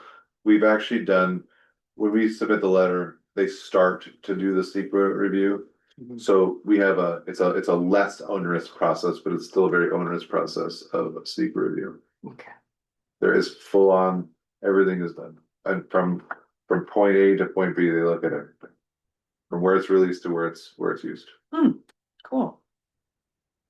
And I'll just say, this is kind of my own philosophy. I don't know that Director Seaman would disagree with me, but she can say her own. I'm not speaking on behalf of the board, but one of the things near and dear to me is that when we have these opportunities, whether it's a grant or this by nature is a one-time infusion of money, we may or may not ever do this again. If it works out well, we may, but a one-time revenue source to me needs to be directed to one-time expenses that better the district further on. Like we said, this is not, we don't make a profit. The board has not made a decision of what to do. We haven't even made a decision whether to sell it or not yet, much less what to do with it when we get it. Those are all decisions yet to be made. But those are the kind of options I'm looking for on the table, are one-time expenses that will benefit the taxpayers, the ratepayers going forward. Not directly. I would not support either a new program, a new person, a new ongoing expense with this money, because when the money runs out, you still got the expense. That's the pickle the state's in right now, right? We took a lot of COVID money, they started new programs, the COVID money ran out, and now they're poor. So we don't want to do that, but we can. There's a lot of worthy things like hydro, like the reservoir, like, I mean, there are one-time obligations we have for, post-retirement benefit kind of thing. There's a lot of things that you can use to support these one-time either expenses or the projects that are going to generate revenue, or that are going to save maintenance, or that are going to, so that's how the ratepayers see it down the road, not directly through we got $1 billion, let's give everybody $25 off their bill. We're going to invest in projects that lower expenses later, lower maintenance, and raise revenue, so. Okay. Got nothing else to say. Pardon? I got nothing else to say. Yeah, the next item is the committee member comments and reports. And I have a question. I was contacted, about whether I would be at this meeting and during that conversation, I was told, okay, now we have a quorum. Is that message then taken back to the other people who have voiced whether they were attending or not, and to our two liaison? I did not, but I don't post the agenda unless we have a quorum. Oh. That's part of what I was doing on Friday, is if we didn't have a quorum, I wouldn't have posted the agenda. It would have been a canceled meeting agenda instead. So that is, if you would like me to be contacting everybody, I can, but that is also how I was doing it. That would be good to know. That was along with the special meeting at 10 a.m. These are the little nuances that we need to be aware of. Because we posted the agenda before and I've driven all the way over there and we didn't have a quorum. So I think, it would be very nice if we knew before we got on the road, or before 1 minute before I would be getting on the road, which is an hour before the meeting, to know there's a meeting that's going to happen. So it'd be nice if the day before, unless somebody had a major emergency, we got notified. And we have all the packet put together also. Yeah. Okay. Would members appreciate a call, or is looking online? I addressed this last meeting, so I said that, could we get a call, please? Cause I missed the email and I came down, and and I think we already, I don't know if it was in front of everybody. I think it was, yeah. But you already kind of made the decision that if it was a last minute, I don't know about adding the meetings, but if there's a last minute lack of quorum, then we get called instead of emailed. Yeah, But the liaison doesn't get notified. That I was the think I- problem. I want the liaisons notified as well. Yeah, we're gonna implement that. We're working on it. It's. Yes, because I remember October, Donna and I were the two that were here. Well, We're figuring You out, remember. we're figuring out Yeah. the blind spots. that's why I'm pointing them out. No problem. Okay, any other members have a committee report or a member report or comment to make? Beyond what we've already. Not said on for that, Saturday? but on just the final question, kind of an issue, it's small. Speaking to a neighbor, he, has been paying for 32 years his water, 32 years for irrigation water. And forgot to pay once, and then forgot to certify once. And why does GPOD have to be so harsh? Maybe more notice, taking into account aging customers and the fact that they've been paying for so long. Is there a way? He's supposed to remind direct, these you people? direct that to the GM. That is not a your issue. That's not even a my issue. That's staff. I'll guarantee you he had more than one notice. It's not, But this, you're welcome to have him this call was me. my thought too, Have him and, Call me, give him, my card is, my cell phone number is. but on they my think, card. they don't think about this stuff anymore, I'm that's what I'm saying, is that the telling aging you. customers. When you see this person and they ask, what did they say? Hand them my card and say, call them anytime. My cell phone number is on my. card. Oh, you're saying to have him contact you personally, Absolutely. this Yes. can kind of go for everybody in that sense, if customers forget to Anybody- pay, My they're cell phone certified. number is 530-957-4413. I have that, yeah. I put it on the record so everybody else can hear it. But it brought up a thought with me, is there a notice that happens if they don't certify Yeah. or pay the bill, they get a notice in the mail? And they all come in different color letters, so you know Okay, if you're getting like okay. red, green, blue, they come in different colors, so you know what notice you're getting. And this is for irrigation water? Even if they don't certify, Yeah. they're really? That's the And, first time. and you should not be going down a path that as a staff member, because they're the experts on all this. So you don't ever try to answer questions as if you were a legal staff member. I don't answer questions. Oh, you mean me going I back make a- to the I make a person- contact, as soon as someone's asked me a question, I go to Nick, and Nick will know what I'm hearing, and then Nick's job is to take care of it, not mine, not yours. 100%. Don't ever put yourself in harm's way. Gotcha. Yeah, and if somebody asks you a question and you say, I'm sorry, I don't know the answer to that, here's his cell phone number, you can call me at 2 o'clock in the morning, I will answer the phone. You wanna say that on the record? Positive. This is the second time he said that. It is. Test that out one of these 2 o'clock in the mornings when I'm I'm at the bar, I hear right now. I've caught him at some where he was a little droopy. I don't know if liaisons have it. Yes, go ahead. I just wanted to make, and maybe it was already said, I just wanted to, the board did take action on the irrigation season for the year. We did contemplate an early start because at the time, March was so dry, but we had a pretty reliable forecast, may have even gotten some of the early rains that started back up. So we did adopt a regular irrigation season of May 15th to October 15th. Now, Richard. And we received an email about that. The irrigation Yes. customers. So Yeah. thank you, Well done. staff, for doing that. Yeah. Yes. Okay. Anybody else? All right, so for the next irrigation committee meeting, I think that's Tuesday, May 19th. Is that correct? Okay, and the agenda items would be pretty much what we have had today. The I guess we don't need the irrigation season application response update, right? Probably not. We'll cross that out. LAFCO should be done by then, so I didn't put LAFCO in there. The only thing is, I want to move that to the June meeting just as an update item. You can leave it on there because I think the LAFCO meeting is the 27th of May. It'll be after our meeting. 23rd of May, I can't remember the exact. That's the the end of end of the May. 27th. Yeah, so leave it on there. So we won't have an update by the 19th. And I don't know, the fire thing, we can do an update, Some of these will be very short. Yeah. The water resource update you always do. yeah, The mapping communications update, that's all it will be. that'll be an informational, probably nothing really in the packet for that. Cherry Acres, the May 13th meeting. I don't know, we We're will, not gonna really talk about it. I mean, there won't be a decision. I mean, I could put it in the packet for them to, if we do approve the transfer. That I can include that as one of the optional projects to do. Well, we did vote that we want the board to look at it. Yeah, no, I'll add it. It's gonna be more than just that. I mean, that'll be one of the options. There'll be probably like 4 or 5 different options. Right.